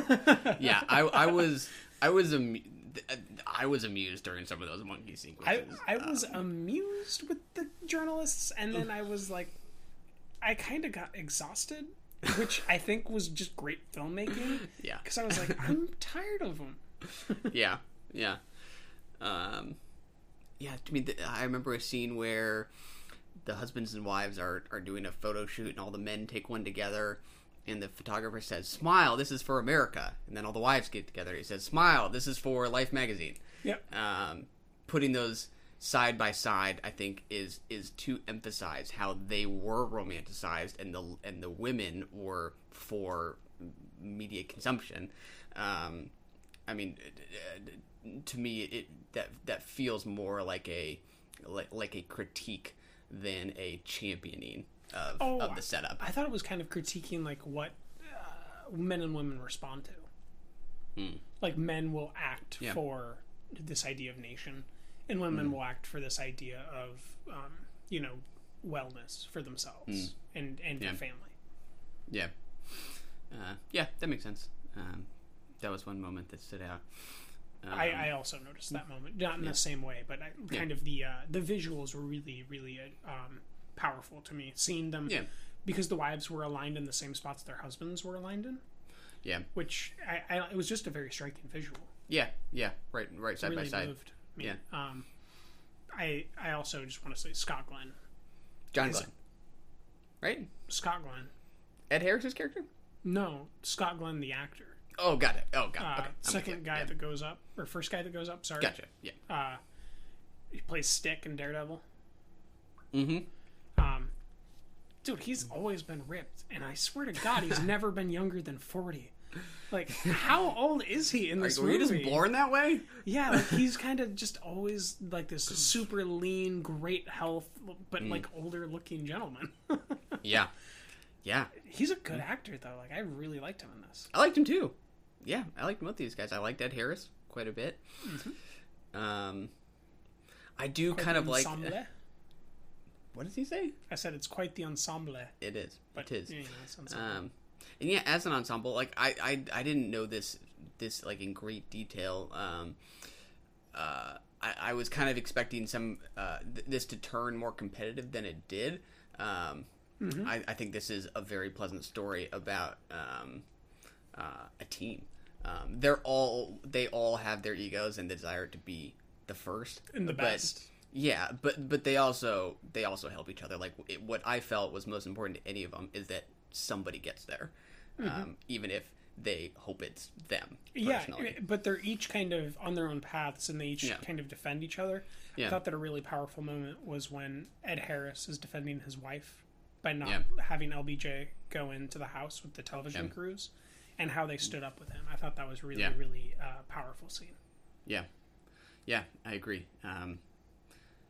Speaking of him and his wife, there was when he gets the call that he's going to be the one to go up, he's there with his wife and he's staring his wife in the eye as he gets the call, and he says, like, John, you know, like, you're going to be the first to go up. Are you ready? And he goes, yes, we're ready. And she... I don't think you heard me, John. Yeah. Like, the confidence is in his voice as he stares into her eyes. And we don't see her face. We know this is a sacrifice for her. This is a terrifying thing from her. I could see someone interpreting it differently because of how little is kind of there in the shot, but it felt like they were in that decision together. Yeah, it was their relationship is a really beautiful, one of the most beautiful things in this film. I agree. It's a really nice thing that I like. If one were to say it's a propaganda film. This is the propaganda that I like. yeah, I would agree. I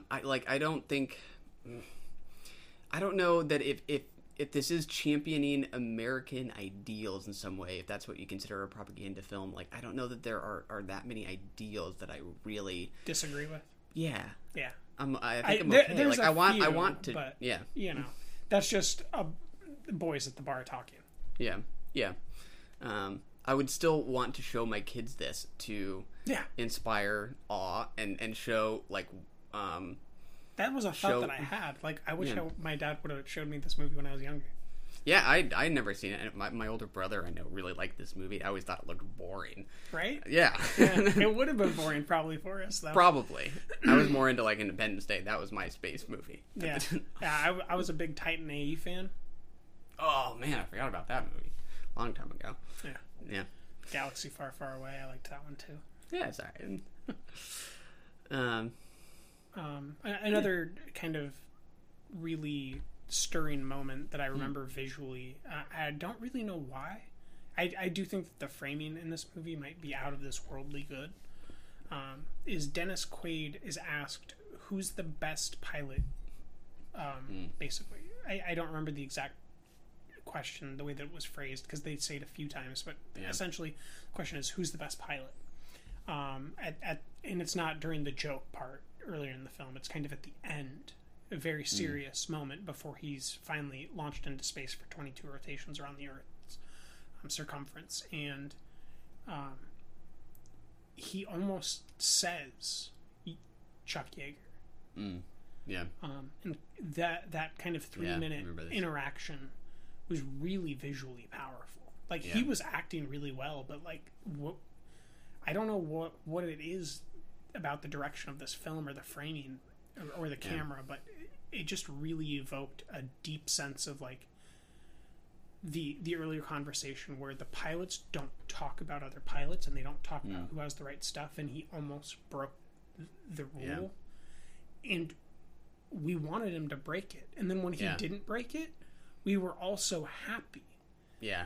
And it kind of put me in the world, and I felt like I was a pilot for a little bit, and I really liked that.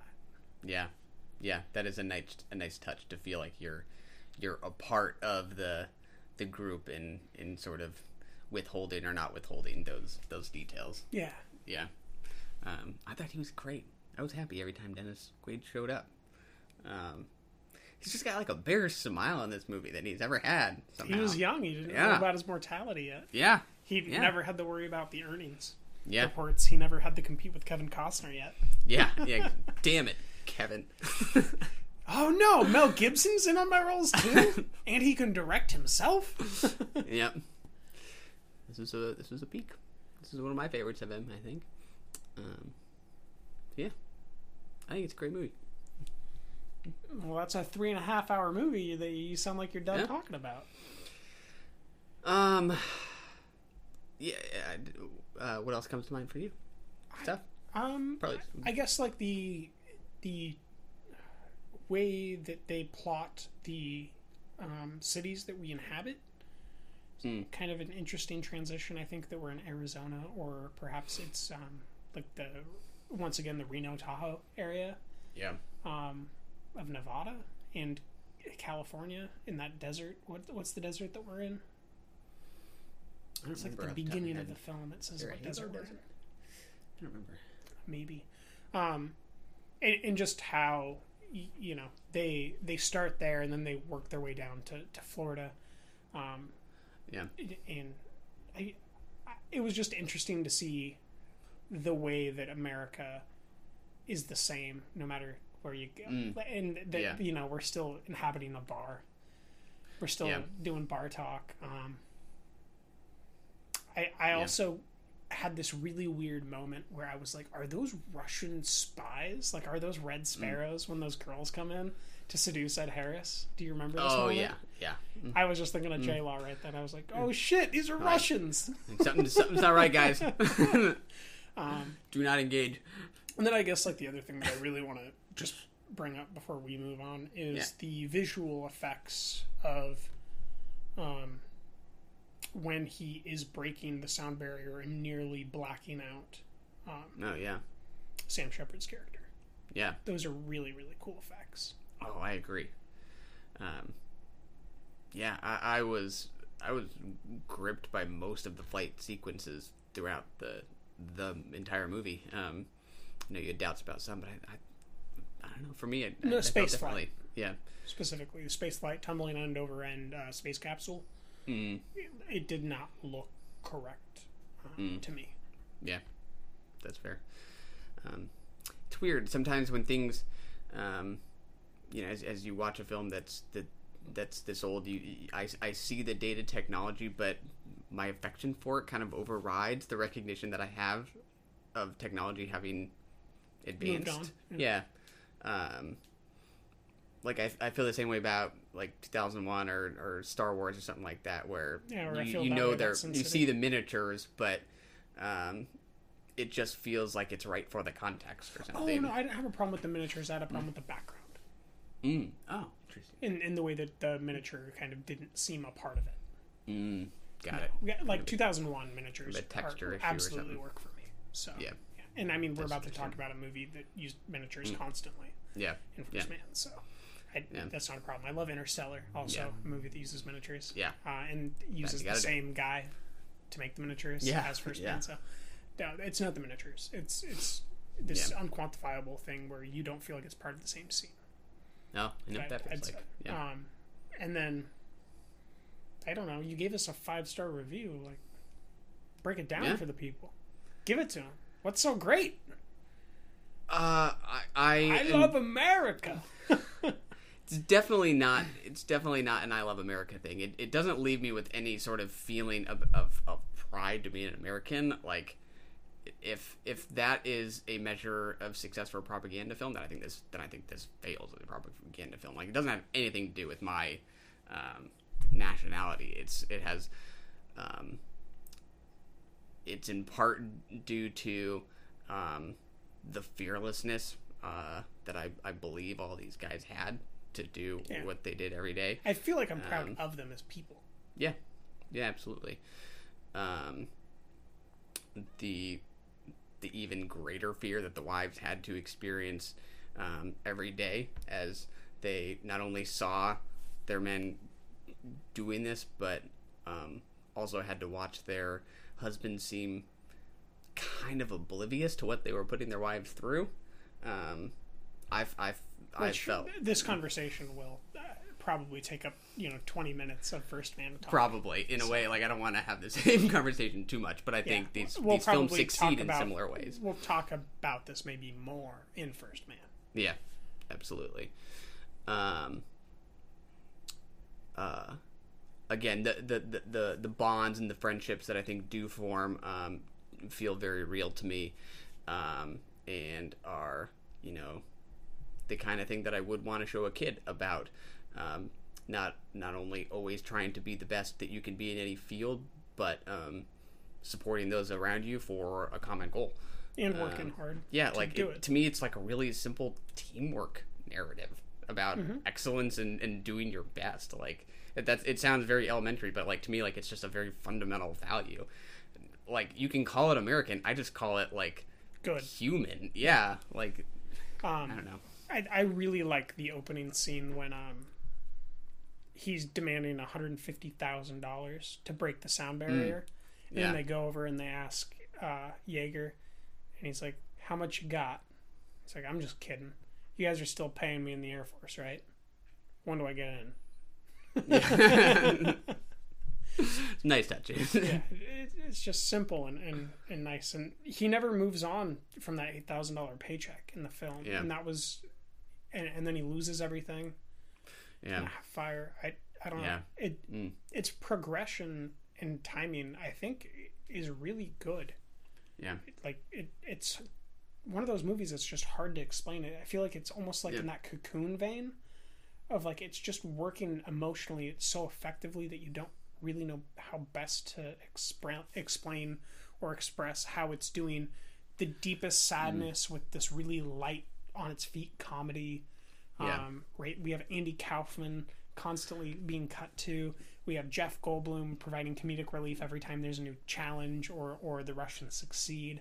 The bar talk is always funny, but sometimes problematic in the current date and age.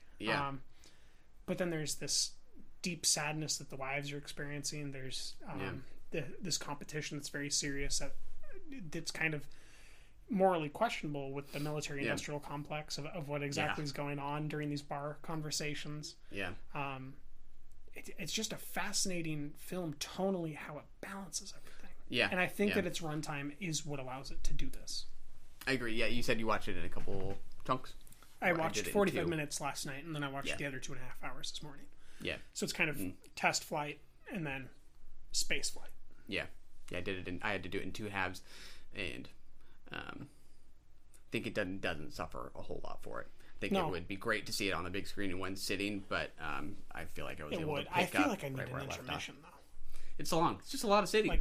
Like 2001 has an intermission. This would need an intermission too. I think we talked about Malcolm X earlier on A Voice of an Artist.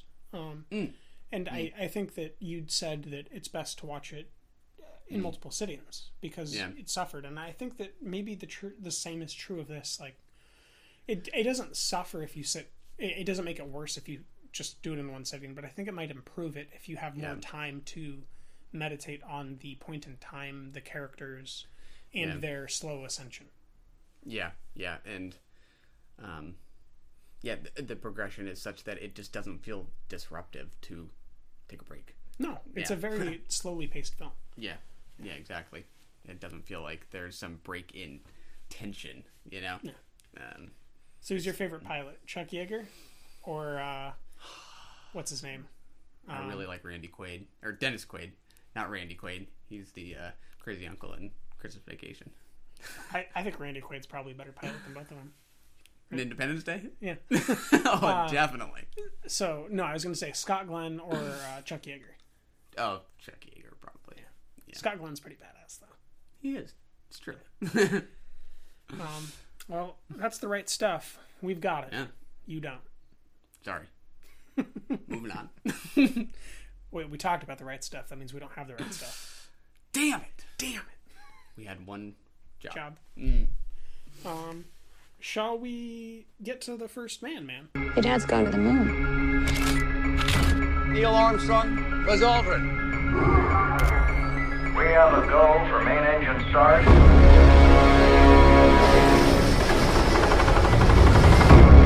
T-10. The entire world's watching. 9. 8. Do you question whether the program's worth the cost? 7. In money and in lives? Do you think you're coming back?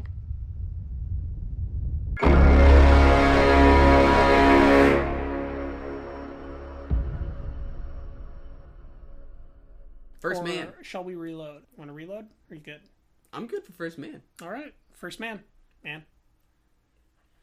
We were okay on this film. Yeah, just a loose 5 with the heart. Boom. Any Loved hesitation? Yeah. Do I write 6 in the byline of the synopsis? And then Try I was to like, hack it. No, because that would mean it's better than Hereditary, and that would mean it's better than Hostiles, and I don't know if it is yet. Gotta let it simmer sometimes. Gotta see it again. Yeah. I still gotta see Hostiles again and Hereditary again. So. Yeah. Got some rewatch. It's rewatch season, and it's it's compounding. Watch season. It's getting tough. It's tough. Think about the new releases that you have yet to see that you will also have to rewatch. I Don't think about it. Don't think about it. It's a bad idea. I don't think I'm gonna have to rewatch High Life. So Willem Dafoe's At Eternity's Gates, kind of the only one that we just his performance. You kind of gotta get Red Sparrow. I'd need to do again. Shit. Lots to do. Clear your calendar. I'm quitting everything that I do, and I'm only watching films moving forward. You I like that plan. Put in your 2 weeks and tell them you're not coming in for the next 2 weeks either. Too much to watch. That happens. Or suffers. Yeah. First Man. I love this movie quite a bit. It's a fucking perfect movie, dude. Perfect. My opening 2 words, I think, can sum it up. Visual, jazz. Mic drop. Boom. Care to elaborate? No, I'm good. I feel good about it. Should we close? I'm done. All right. Yeah. Did you want to say anything about the movie, or we're good? No. Yeah, we're done. Cool. School. Yeah, this was this movie the technical aspects of this movie were as impressive as I expected. I think I was not expecting it to be as emotional as it was for me. Having seen some emotional. I thought it'd be more really? emotional. Oh, interesting. Yeah, I mean, just some of the early footage and kind of knowing what Chazelle can kind of do with the camera and what his direction is like, I didn't have much doubt in the craft of the movie and how it would look and how it would be executed technically.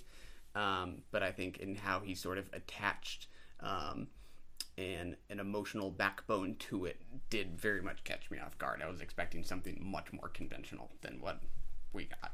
I think that I had heard since the festival circuits that it was deeply moving emotionally, and so I was kind of setting myself up to be broken, and I never quite broke. I will say I cried 4 times. I never broke, but I did. I did like have tears in my eyes, and that would not like pouring, but like I did have like tears where I'd have to like wipe them, or like they like 1 or 2 would go down my cheek, but I never bawled.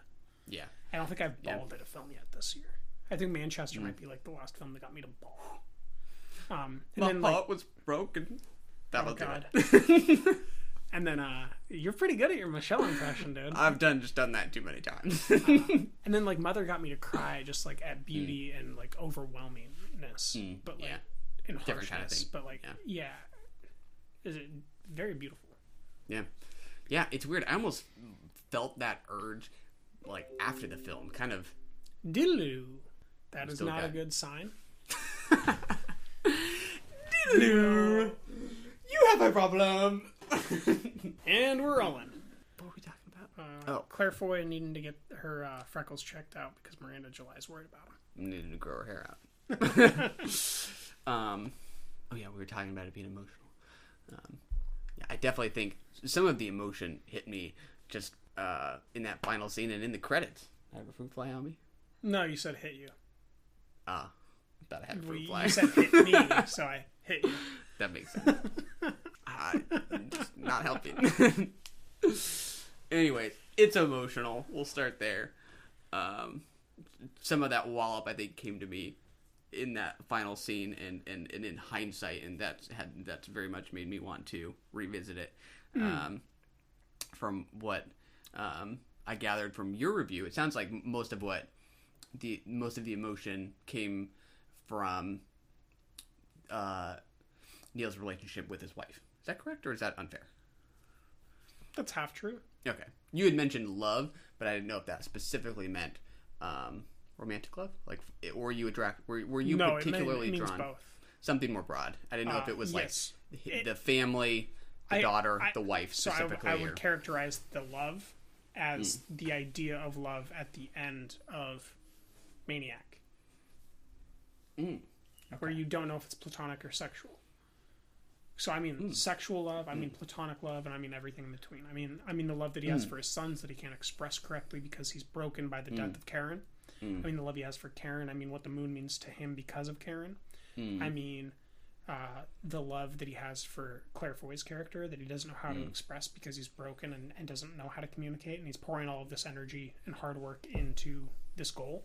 Yeah. And I also mean this love that he doesn't know how to reciprocate to his friends. Yeah. All of it. Yeah. This love for his fellow man.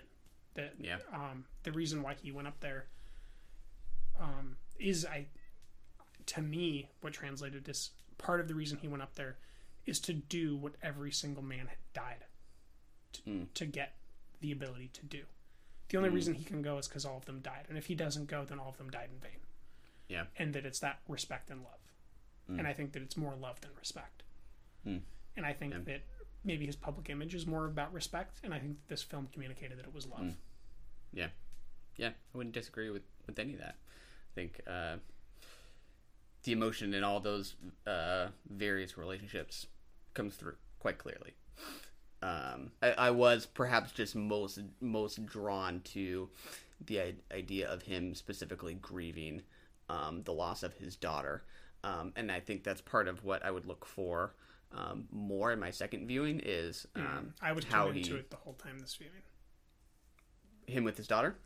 Oh yeah, that's what I mean. That's what I was picking up the whole time, but I would return to get more out of his relationship with his wife actually. Not that I disliked it, but I felt like there was probably more there than I kind of got out of it the first time around. I was at this like crazy lucid stage because I started watching it at 11 after I'd watched Royale. So I was like in this. If I stay up late, I get like the second wind, like a runner's high, where I'm like crazy tuned in. It's like you're just bolted in your seat, like really. Like as soon as it's after 10. I'm no longer tired. I'm just like dialed in and ready to go. And I was just like, it was like I just had an espresso, and I was just dialed into this movie like 100%. Like I feel like I saw everything. Yeah, that's a great viewing experience. It is. I felt like I didn't need to see it again, which means that I can just go see it again and relax. Yeah. One idea that kept kind of coming to mind is after learning that he not only lost his daughter, but that he lost her to cancer, something that he was trying to find a solution to that he was unable to do. This idea of kind of control, being able to kind of control the things in your life, and what he ultimately pursues is the most difficult task a man could possibly think of in an effort to. How does he do that, and why does he do that? are so visually and thematically appealing, right? Yeah. Because he's physically doing the same repetitions that he was doing to help her solve it. Yeah. And he's doing it because Daddy Moon. Yeah. Like, fuck, dude, that's heartbreaking. Yeah. They have the JFK quote in there about, we choose to go to the moon. And it's like, why do we choose to do something so hard, so expensive? We choose to go because it's hard. To me, it's like... Yeah, that moment actually made me well up.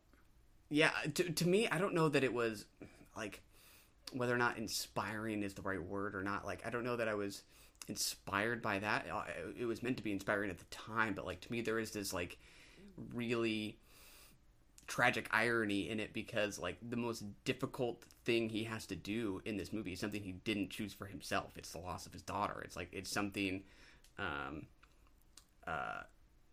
that there is no easy solution for. Yeah. I'd say that it no longer is inspiring. It's overwhelming. Yeah. And I think that's also how I'd characterize the loss of his daughter. It's overwhelming, the picture. Yeah. I couldn't look at the picture and not see it kind of constantly. Yeah. I mean, just I think because that, of how Gosling wears that on his eyes. Yeah, it's his performance and just I think the visual language of the film. Like, I think it's a super dark film. Like, even on Earth, like, most of these scenes are pretty characterized by darkness and blacks and it makes really the moon really muted. Bright. Yeah, really a really muted color scheme that to me sort of just lets this somber air hang over the film. It's not a rousing space epic, about hurrah, let's get to the moon. This is not a propaganda film. No, not by any means. Which I think is so silly, to hear the complaints about not seeing the American flag planted on the moon. I don't know if you've read much of those criticisms. I've heard that there's complaints. I think that on Film Spotting they brought that up. Oh, did they? They criticized that too? No, they brought up that there's complaints. Ah, got it. And I was just like, yeah, I'm gonna tune that out. I'm good. I saw 6 posts in a row, like in my Google News feed, of like, First Man's a right-wing propaganda piece. First Man's a pro-Trump, and I was just like, guys, art isn't just a thing. Yeah, I think anybody who did have a problem with the flag not being shown was missing the point entirely. Or being extremely reductive of the film. Yeah. And gosh, it's kind of hard to talk about the technical precision in great detail. I mean, I guess we can kind of talk about the pieces, but I think it's kind of immaculate. Other films to point it out. That's like the only way. Like Dunkirk and Inception. Yeah. It's like both of those like put together, man. Yeah, and you feel the homages at the same time. This was the only time I wondered to myself, like, is it just impossible to make a space movie and not have an homage to 2001? Because it's like, how can you put an astronaut in a cockpit with lights and not have there be a reflection? It's gonna happen. The homages are gonna be there no matter what. I think that the stylistic flourishes at the end, though, were during the final ascent to the moon. Are like, there's no mistaking it. Yeah, it's absolutely 2001. As they're descending to the moon, you mean, or leaving Earth? I don't recall exactly what they're doing, but it's their final voyage to the moon. Gotcha. And it's either as they depart Earth, as they leave the main spacecraft and take the pod to the moon, or it's all of that, where we are seeing just the whole. It's the cover of the film. We're seeing like the whole right side, I think, of his helmet just lit up with these lights that I think I read are neon, which I believe is the same exact light structure that happens at the end of 2001: A Space Odyssey, when he's going through the reality portal kind of to future him. I think that the transition that happens when the emotional transition that we witness from him going to the moon and what happens with him depositing the bracelet. And the way that we see the moon depicted with the theremin playing as if it is the monolith. from 2001. I don't think there's a mistaking it. Like, this is an homage. Interstellar was an homage. There's plenty of space movies I can point to that aren't homages to 2001. We just watched a trailer for one, High Life. I'd point to Life. I think people will undoubtedly pick out something in that movie and say it's an homage to 2001. Sure, I mean this one, I could just go on and on. I think space movies can only look like so many things. To me, I think. What about Star Wars? I think sometimes there's criticism that like calls out homages, and I don't know, like it's that insightful of criticism if it's like the visual references are kind of necessitated by the movie. I don't know. You kind of see what I'm saying? I would like. I could show you the exact same the shots in the right stuff of reflective surfaces off the astronauts' helmets. I'm not saying I don't like them. The ones in the right stuff are a little bit more subdued than the final shot. Like, I agree that there's shots the entire time where there's lights in the helmet, but that final shot, like, I'll pull it up for you right now. Like, that cover image of... What you got? Oh, maybe it isn't as much as I thought it was. Oh, yeah. But if I remember correctly, it's the other side of his helmet is just decorated. I think I know which one you're talking about, though. At the end. It's one of the other posters, basically. Yeah. Yeah. I'll just, I guess, go piece by piece through what I think is 2001, and you tell me. Yeah. No. I don't want to do that because I'm not saying you were wrong. I just think there's something to be said about movies of a certain kind having certain elements embedded in the genre that it's a bit too easy just to call them constantly be calling them homages to the first one because there are only so many ways to show a space helmet. I agree, but I mean he's on the record saying that he did homage 2001. Then so be it. That's fine. I mean, okay. I'll leave it at that. All right. You don't want to get into the depths of this? Well, you can if you have specific homages. That's well. I think it's an interesting conversation. If you don't think that they're homages, to talk about why I'm seeing what you're not. So the lights reflected off of Gosling's helmet near the end. Number one, structurally. Mm-hmm. Number two, the catharsis that he gets on the moon. The catharsis old him gets before his death in 2001. I think to me it just translates metaphorically. Does it not to you? That makes a lot of sense. I mean, I think that's just interesting. I interpreted the ending of this movie a little differently. To me, it ends on a very, very sad note. Like, it's weird. I don't know that I felt catharsis on that scene. To me, it's a scene of letting go. I know there's nothing like. I still find it deeply, deeply sorrowful. I agree, and I think that's how 2001 is too. Oh, really? Okay, that's just a difference then. In 2001, I thought that it was deeply sad as well, the ending, because like the old man's finding kind of a solace in his young self witnessing him. Right? Yeah. And then it's depressing as hell after that. Just like thinking about it deeper. And I think the same is true of First Man. Like, it's really sweet that he did this for his daughter. And he completed it, and that's done, and he did it. He did it. He did the math in the books in the office, and he did this thing. He couldn't save her, but he could do this thing. And he got to take the bracelet out of the drawer and put it on the moon for her. But then he still has everything else to do and to live through, and that's just as sad as 2001's ending is to me. Like, it's the same tone of sad, if that makes sense.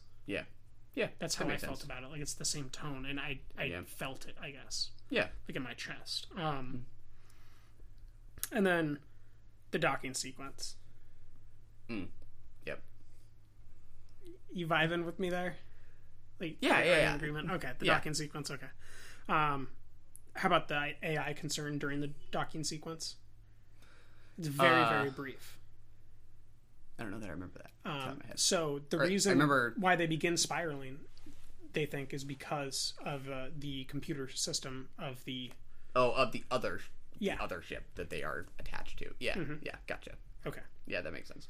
And then I thought the moon was a monolith. Mm. Or is the monolith, you know. Yeah. Of the film. Yeah. And then that last shot of Foy reflected off the glass within Gosling's head. Mm. Yeah. Yeah. That's just kind of like images. the main homages that I got of 2001 within the film.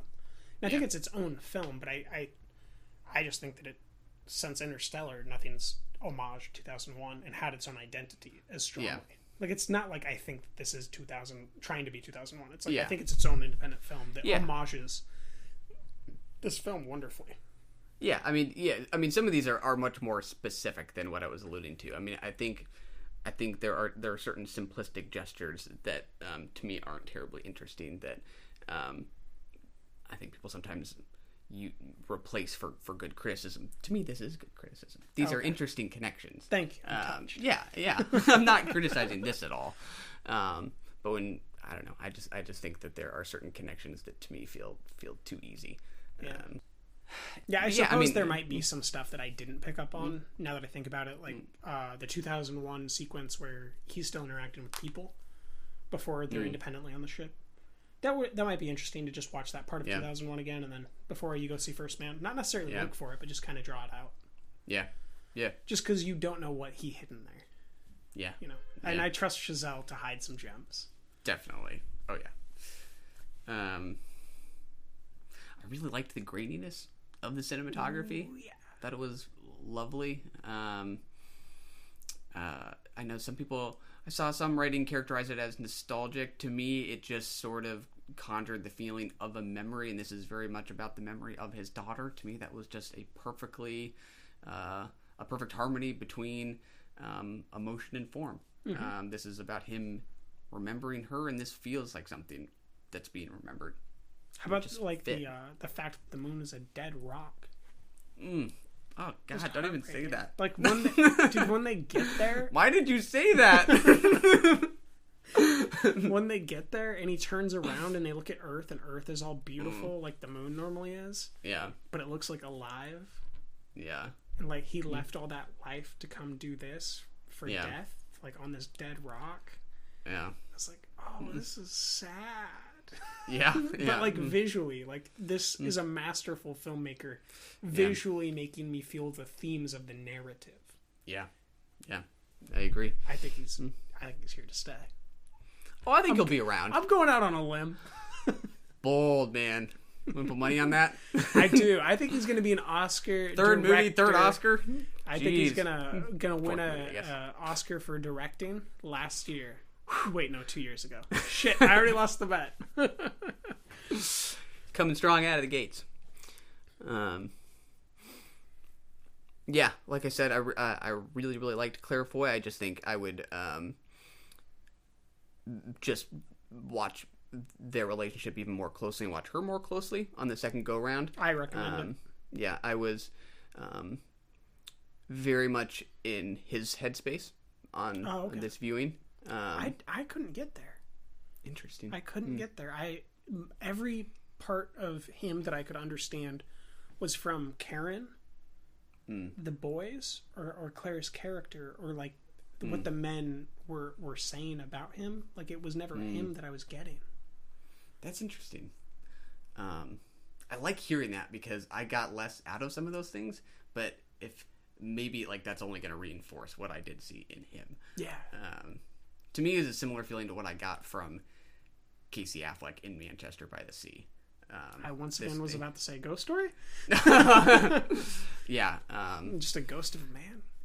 Yeah. Again, this idea of like of paternal grief, a father wanting to keep his children safe, keep things under control. You know, be able to protect them and to have been unable to do so. Yeah, just want to walk down, get a 48 pack of beer from the gas store and come back and not have your children burned to death. Happy episode. Amazon, what have you done? Yeah. Like one sort of like question I was leaving myself with was whether or not it sort of does enough with Claire Foy's character, in sort of just enriching this kind of emotional experience. But I think that then you have to ask the same question of Ryan Gosling's character, and I think that if both have the same lack, then there's not some sort of a problem. I think then it's it's on purpose, and I think that it is on purpose. And I think that maybe what we see is missing in Claire Foy is just what we see missing in Gosling as well. And I think that what she has is everything that Gosling lacks. What Gosling has is everything she lacks. Yeah, that's interesting. I mean, I kind of forget like the gap in years, to be honest. You know, this. I think it starts in 1961 and goes until 69, right? Yeah, so it's been 8 years since the death of his daughter. Right? 7 or 8. It's been a long time, obviously. I mean, we start in 61. I don't know if it takes till 62 for her to die. Yeah. I mean, I could sort of frame it in my head as while it's focusing on his grief and, you know, despite the fact that she lost a kid too, it's entirely possible that he's particularly struggling with it. I think that it's just you. I think that based on what you said, you didn't interact with her performance as much. Yeah. I think that when you go back and watch it, you will change your mind. Who's smoking the whole time? Oh, it's Claire. Who gets progressively sicker and sicker and sicker? Looking, visually. Yeah. Oh, it's Claire Foy. After the death of their daughter. She's just as much equally a part of this emotional loss. And she's the one talking about it. Yeah. She's the one that brings it up to begin with. Yeah. She's the one that voices that it hurts her. She's the only one, right? Yeah. Like we get these visual moments of grandeur, courtesy of Chazelle, of Gosling reaching for catharsis. Yeah. On the moon, depositing that. But she's literally in the back of a car talking about her anguish. Yeah. So I think that it's I think that they're very much on equal grounds. Yeah. That's in fair. their grief. Did you like the final scene? I assume you did. Considering there hasn't been anything negative. I think it's probably top 3 scene for me this year. Yeah. We're specifically talking about when they're each looking at each other through the glass. Neither has said a word. He has kissed his fingertips, touched him to the glass. She's touched her fingers to the glass. Yeah. And then we kind of have a pan back, or a zoom out rather, and Claire is looking at him, and her reflection of her face is literally within his skull. Yeah, that's a fucking great scene, dude. That was Deacon's level Blade Runner 2049 glasswork. It was just great to look at. Yeah. For me, it would have played very differently had he returned and they, had embraced and smiled or something like that. To me, they look as down as this film has felt. Yeah. To think about Manchester by the Sea again, it reminded me of that scene in Manchester by the Sea when... Why do you keep doing this to me? Because it's sad. Because we talked about Michelle Williams 2 hours ago. I can't stop. Yeah. Won't stop. And he, I think his name's Lee. He says to Lucas Hedges, just like it's almost like he's whispering it. He's like, I just can't beat it. And like, I just can't, come back here. And when he's trying to get a job. Yeah, like I could see somebody saying, he's somehow managed to let go. To me, that doesn't really feel right. But it does feel like there's a really strong connection between them in that scene, and they're mourning together there. Whereas previously he had been so closed off, and there's this glimmer of hope in Manchester by the Sea that like Lee might finally let people back into his life and sort of forgive himself. I didn't get that at the end of Manchester. I got like... totally. He says like, maybe you can come visit me once in a while. Yeah, and he's going to get a bed. Yeah. For him. Yeah. Oh, I absolutely believe that he'll let Lucas Hedges into his life. Yeah. But you say people, and I just I question whether or not people or person. Yeah, I think I that's all. That's fair. I mean, it is a somber film. I do see a sliver of hope in that movie, and I see the possibility of him opening his life up again in the same way that I see Neil opening it up to his wife in that scene with just that really small gesture. That's more devastating than. I mean, that's a small movies gesture in the currency of gestures of humanity, but that's a huge gesture in the currency of Neil making a gesture within the film. Yeah, yeah. It's one small gesture for man. One, I don't know. Giant gesture for Neil Kind. Yes. I'll finish what you start. Yeah, it's great stuff. How about the moments of loss of the wives of astronauts within this film? The neighborhood in which they're residing. Yeah, you're thinking about like Claire Foy going over to that woman blonde whose wife trunk is open after she's lost her husband. Oh God! Taking care of her while her neighbors look at her like she's a lunatic, and she's the only one out there to help them. Yeah, and that's just how we always see Claire. She's the one making things go and handling things, and no, I'm going to stay at this funeral and help. And that's when we see Neil breaking down, and that's when we see his lack of openness with her hurting him. So we know that she matters to him in these small moments. I just keep getting myself worked up. Anything happy we can talk and about?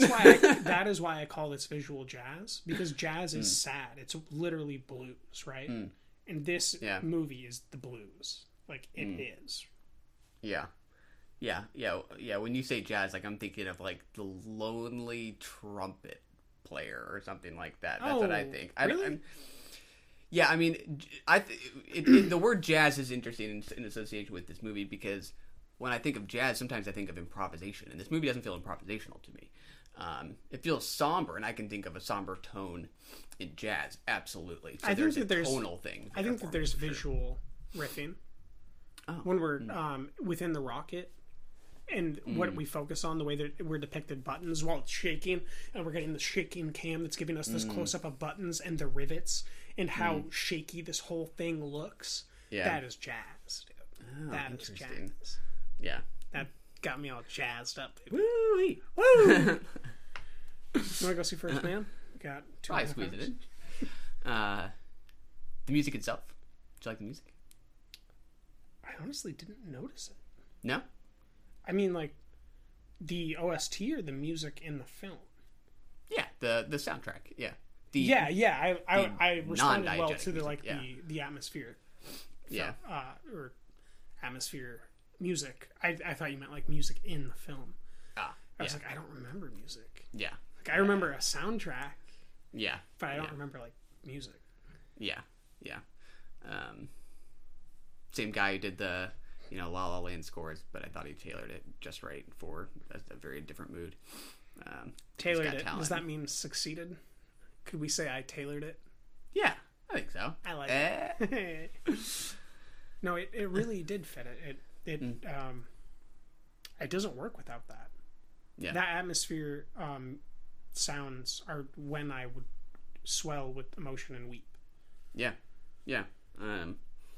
When it does come, but like there's plenty of this movie that's just quiet. Like there's a lot of silence, and I think that sort of with the very dark color schemes just sort of manifests itself as sorrow, right? You feel it. Mourning. The whole film's kind of in mourning. Yeah, you feel it before you think about it in a way. That's where the filmmaking is really speaking for itself. What do you think about the opening scene? Opening sequence is him in the cockpit bouncing off the atmosphere. Great scene. I was in immediately. You? Dude, it was like the opening of Dunkirk. I was like, take me there. Yeah. I'm here. Yeah. I was kind of disappointed that Tom Hardy wasn't in any of these scenes. I'm going to be honest. He would have fit. Feel right like in. You just toss a little oxygen mask on him, put him in one of those airplanes just for a minute. Yeah, perfect. But yeah, it's my cross to bear. Yeah. Yeah, I saw some writing on this idea of kind of like barriers within the film, that in this opening scene of him struggling to break through, and the grief itself being this impenetrable barrier ahead of, on the other side is the rest of his life. I think that's a powerful great idea, metaphor, yeah. right? Yeah, I did not. That was not my idea. That is just something out there. I think it was New York Times. That I thought that was a lovely idea. Michael Clausen's original idea. He's false. A visual genius. Do not drink in the movies. We are broke. We don't have money. He can interpret stories masterfully. What did you think of the ensemble? I think I liked most of these people. I liked Corey Stoll as Buzz. My boy. Done killing vampires. Trying to get to space. I thought some of the other astronauts we lose were just devastating and just great supporting characters. You miss their presence even though we aren't with them for very long. Christopher Abbott is one of them. He's an actor I've really liked in a couple other movies, which made him hard to lose. Well, you know when his death came. Do you know when his death came? At night. Oh! Hey! Wait. Christopher Is it all Abbott connected? Trey Edward Schultz, the real director? Yes. Whoa. God, not to just keep mentioning just devastating scenes, but the Michelle Williams. the cockpit fire and subsequent explosion. Oh God! When the wire goes, and they can't hear him. Yeah. And, if you can't navigate the headset with 3 buildings, how are you gonna get a man in space? And then the immediate scene after that is Claire struggling to light her cigarette. Oh yeah. Some sharp cuts. How about deep cuts? Do you remember like that ashtray just littered with cigarettes? I do. I recall thinking that is way too many cigarettes. Yeah. I remember thinking, Claire, we need you to stay around. I know you're not the queen anymore, but we need you. You're the new girl. I know you're in a spider's web right now, but we need you to go do more girl things.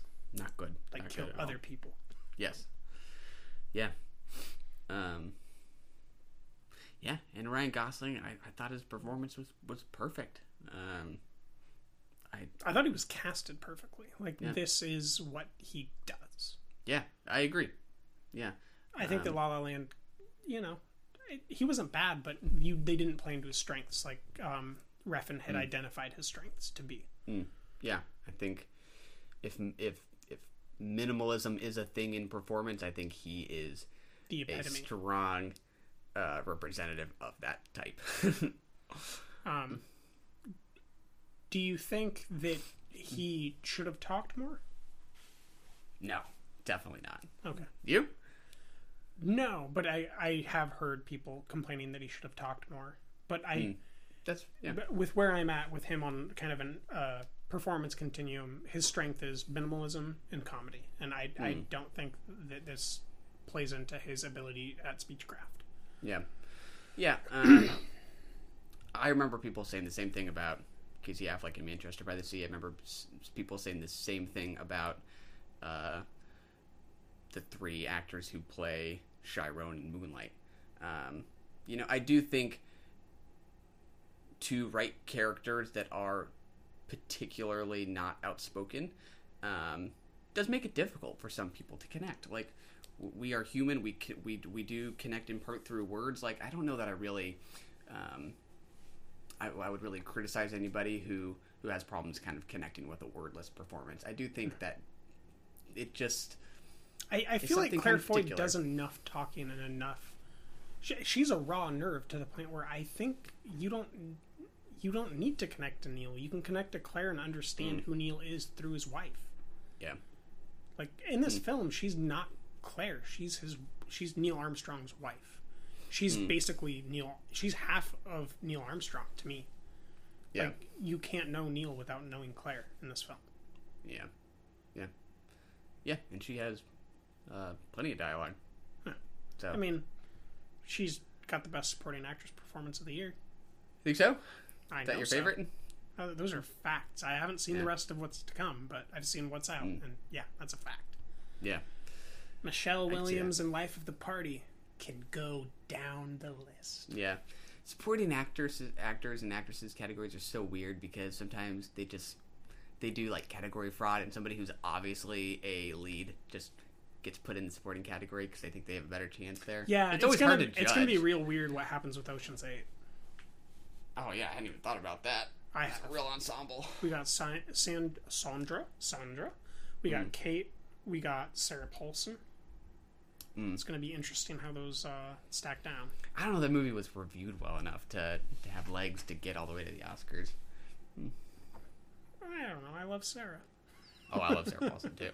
I want her to be nominated for that one episode of American Horror Story. I do too. But the Golden Globes have already come, so we'll have to wait another year. Yeah. Yeah.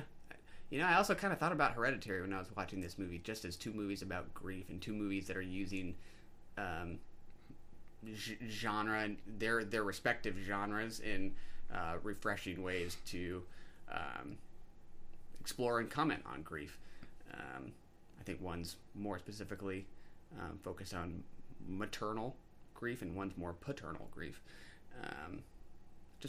That's why movies like these are great. Is when they use the kind of conventions that we're used to elicit feelings that we aren't expecting. I agree, but that's really interesting because I think the film is made as a paternal grief film. Yeah. But I think the character of Claire Foy is just so loud and raw in the context of the film. The maternal grief, I think, is kind of the loudest part of the film, other than the rockets. Yeah. I wouldn't doubt that. I think I did. No, I'm not saying I disagree. I'm just that kind of opened it up to me in a different way, where it's like that's a really interesting thing to think about because I agree it's a paternal film in its basic existence, right? It's about a man going to the moon made by a man. Yeah. But the loudest, most raw-nerved character is a female. And I don't mean loud in a bad way. I mean loud like she talks the most. She's the most emotionally available. We understand who we are emotionally within the world only because of her speech and her ability at speechcraft. Yeah. And performance. Yeah. So it's just a really interesting thing to think about. Yeah. It kind of, I would say Gabriel Byrne in my memory kind of does the like the same thing. Yeah, I kind of thought about that. Yeah. In Hereditary. Yeah. He maybe has even less time, and I do think the genre does sort of kick in a little harder in Hereditary, in the second half, and Gabriel Byrne suffers an unfortunate fate. Yeah, that's one of my favorite scenes of the year. I have it labeled as "Burn the Book," BYRNE. It's hilarious. Alliteration at its best. But yeah, I agree. I think there is a fun sort of symmetry there. Yeah. Kind of a yin yang thing going on. Yeah. So Hereditary is a 5 from you. This is a 4.5. Talking about it, are you comfortable with your 4.5? Yeah, just because I want to see it again. So that you can raise it that. Okay. Yeah. So Hereditary. I kind of gave Hereditary the same, time. Okay. You didn't. I thought you gave it a 5 out the gate. 4.5. Okay. Okay. So you moved it up. Interesting. Yeah. On the second viewing of Hereditary, on the first viewing, I was terrified.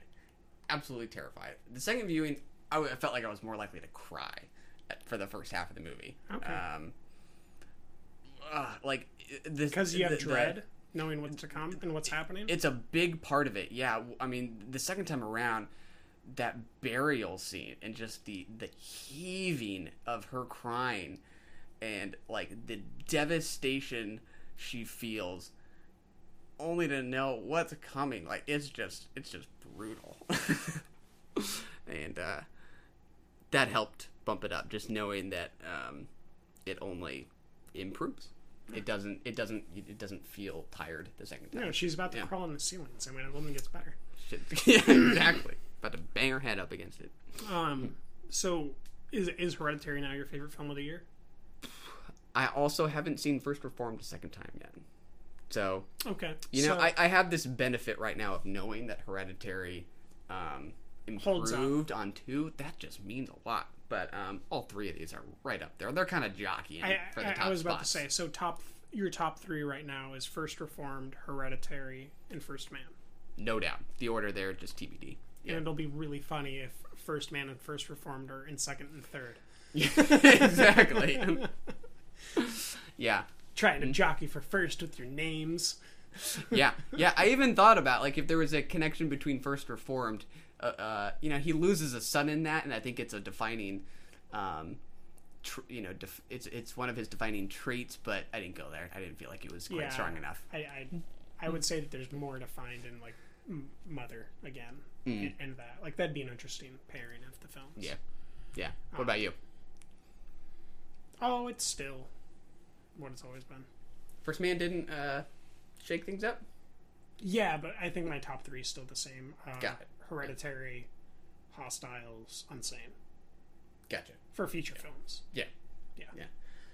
I don't think... Well, I think that I might have to rewatch Hostiles and move it down. Like, I don't think I can move Unsane down, but I need to move First Man up. They made it to the moon, and they're not going to make it to number 3 on your list. I see. The thing is, if I watch Hereditary again and it's not as good as I remembered it to be, then I've seen Unsane 4 times. You're pretty confident in that one. I'm confident in Claire. I got Claire confidence. If you somehow were like, no, it's a 3, I would think you were a lunatic. No, I don't think that. Yeah, it'll be interesting if I love the Girl in the Spider's Web. If I could somehow get all 3 of those in my top 3. Claire. Well, man, with that one, I'm very nervous about suffering trailer fatigue. God, I just feel like I've seen that trailer every time the trailer comes on in the cinema, I have my phone at the smallest or the lowest brightness, and I'll just look at it. That's exactly what I've been trying to do. Yeah, and then I always look up before what's his name from Atlanta, and he's going to be in Widows, I think. Homie from Sorry to Bother You. I know who you're talking about. Every time he starts shooting the sniper rifle. Oh, gotcha. I look up and I'm like, yeah, light him up. Then you're into it. Yeah. I can't not look at that scene. Or when she pushes the statue to string him up. Yeah. Good stuff. That's good stuff. Yeah. Are you not the girl who hurts men, who hurt women? Good stuff. I love it. That'll be good. To be paired with the girl with the dragon's tattoo. Ah, that'd be fun. The American or foreign version? American? Yeah. You don't have time for Millennium. I don't. I've seen it. I don't watch the separate. I don't watch Millennium in its separate pieces because it was not intended really to be. It's kind of intended as a complete watch. Kind of like it's like watching 2 episodes of Mosaic. Like it doesn't make sense if you don't watch it together to me. Yeah. But yeah, I what I was thinking while I was watching this actually, First Man, was how great would it be if we could get Claire, Rooney, and Numi all in a movie together, like a murder movie. Say that 10 times fast. Claire, Rooney, Numi. I'm done. I'm calling it quits. This is a beautiful film. I think we're gonna just have a separate podcast for it moving forward. We'll First Man We'll just Appreciation. cry. I'll just keep bringing up.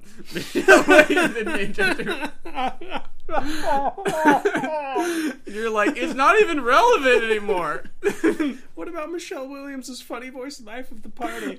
You start crying from laughter. It's gonna be emotional. Michelle it's gonna be Williams, worth it. She'll make you cry. We're gonna get like a Kleenex sponsor, something like that. Tune in soon for Tissues for You. I guess we should get to Forever. I don't have much more to heap love upon First Man, unless you do. Do you have any homages you want to give the listener, or are you an anti-homager? No, not an anti-homager.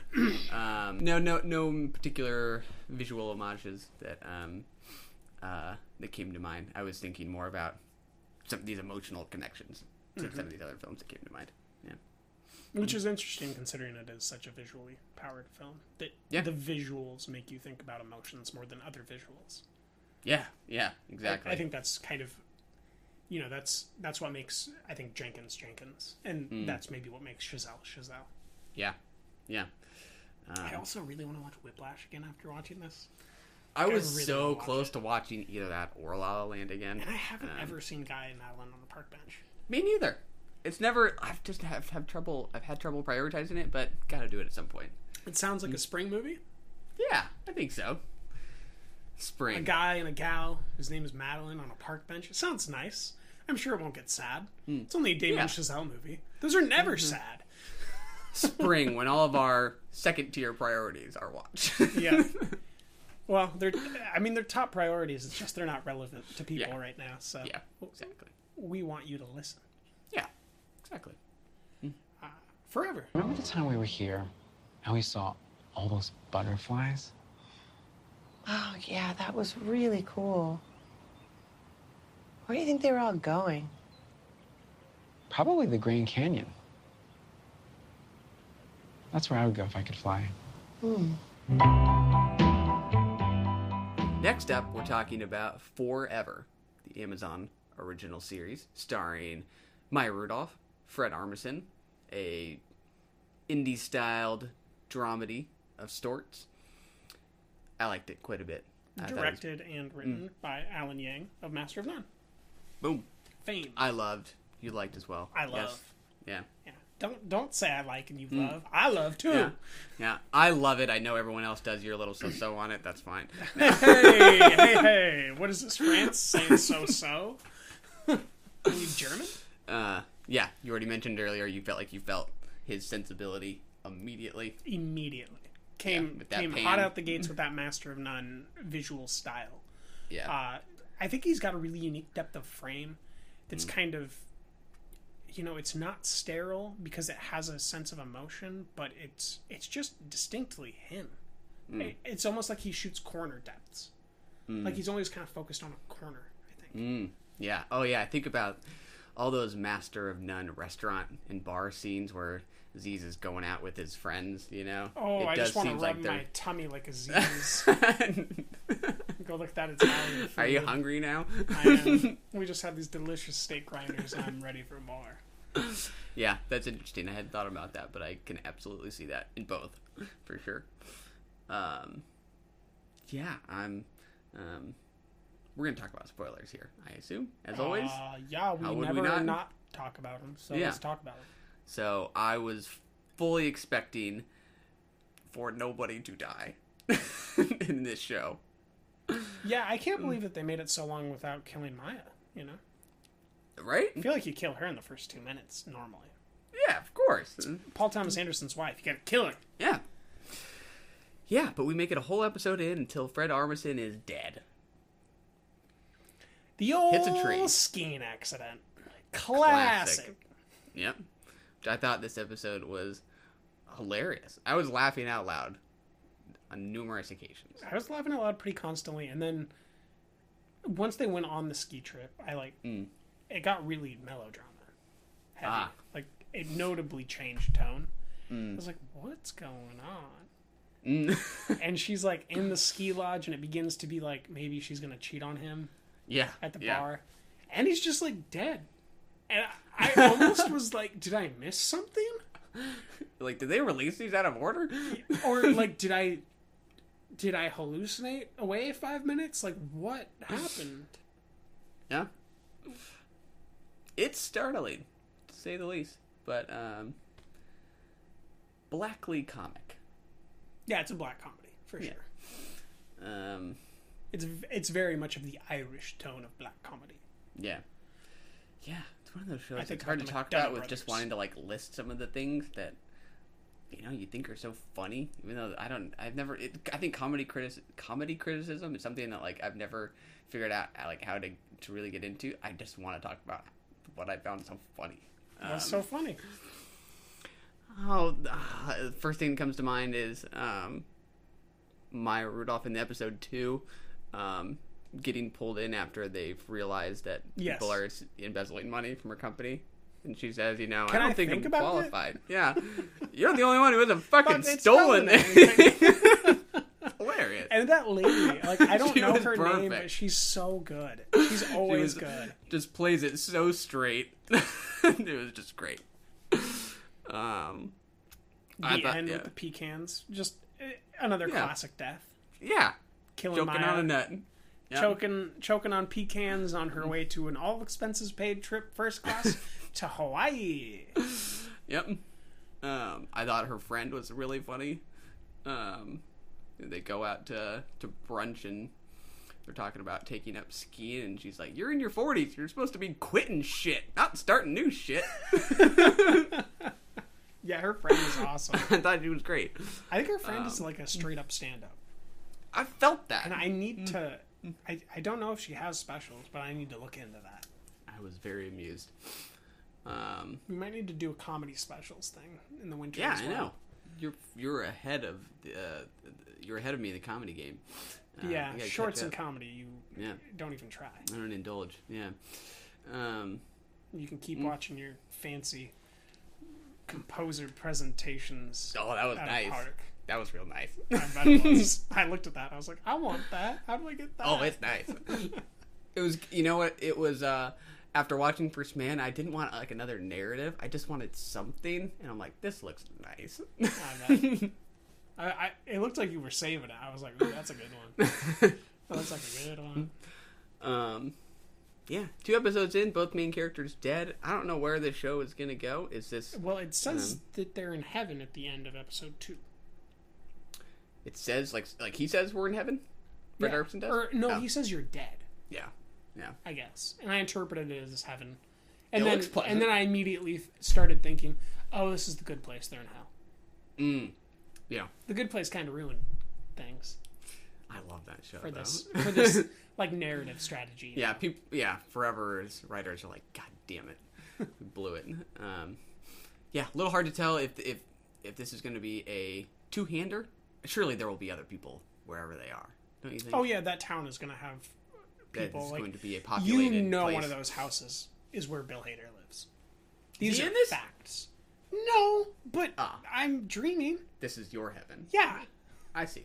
Yeah. Barry. Yeah.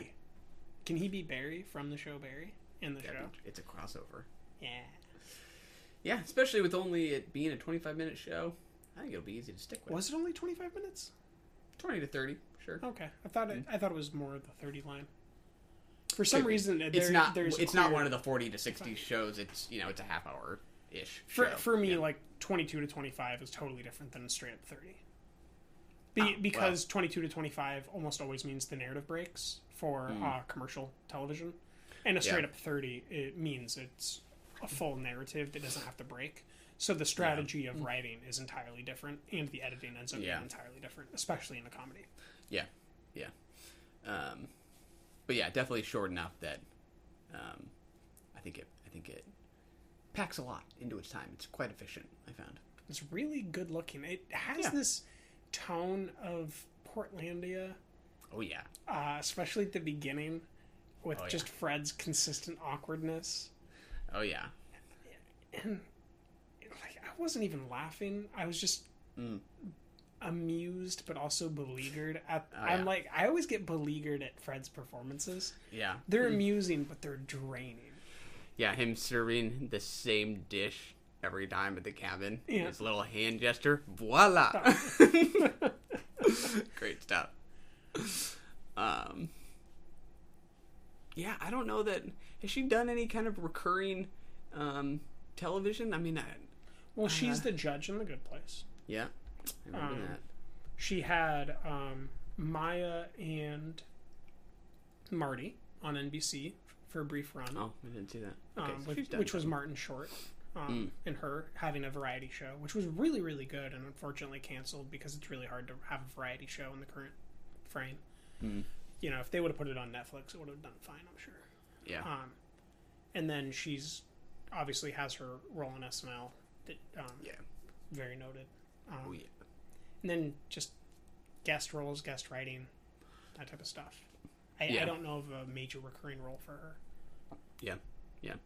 Yeah, it'll be fun to see just how she kind of evolves as a character. But I don't know where it's going to go. I'm intrigued. You gonna stick with it? I don't know. Oh, what? It's tough. It's like, if I don't watch it, am I really missing out on anything? When you guys release season 2 next year, and I can watch all 2 seasons in one weekend. It's true. So I think it's worth watching. I don't know if I'm gonna like expedite it to the front of the list when I got Romanoffs that I got to do every Friday already, and then I got to look at Netflix, see what they have. I think that Better Call Saul just finished its run, so I got to get on that. We got to do The Deuce for next week. It's getting busy. It's a lot to watch. And then we got more True hours Detective in the day is what you need. Starting in January. Yeah. Let's get busy, baby. Let's get busy. Getting busy. I got Get Shorty I got to catch up with still. I haven't even watched the newest season. I have not seen any of that as well. Well, you don't like Chris O'Dowd. He's your least favorite Chris. You Chris hater. Did I put him at the bottom? I don't know. I'm saying you did. Chris hater. Didn't we leave off Chris Messina from our Chris's We did list? leave off Chris Messina. I think you put Chris Pratt at the bottom. I don't consider our ranking official until he is included. Chris Messina. Number 1 unranked Chris. Yeah. It is decided. The one we're practically best friends with. Practically. We almost met him. Yeah, I have a lot more to say about Forever. I know we've talked about it a lot, but I'd give it 2 thumbs up. It's I think like, it's funny. what do you talk about with it? It's just a beautifully presented, well-written comedic sitcom. It's not really a comedy or a sitcom, but that's where it falls in. You know, it could turn into a drama. We don't really know. Yeah. We're in a new location. They just died. At the end of this, they could be resuscitated, and we could be in a different reality. It's hard to keep up with the show. It's interesting narratively. It's visually appealing. I'd give it a 3.5. Yeah. Just because I don't know what it's committed to tonally, and I don't know how to rate something until I get its tone. Yeah, that's fair. Maybe go a little higher, just because of how hard I was laughing. So I'd probably give it a 4. Yeah. But I would agree.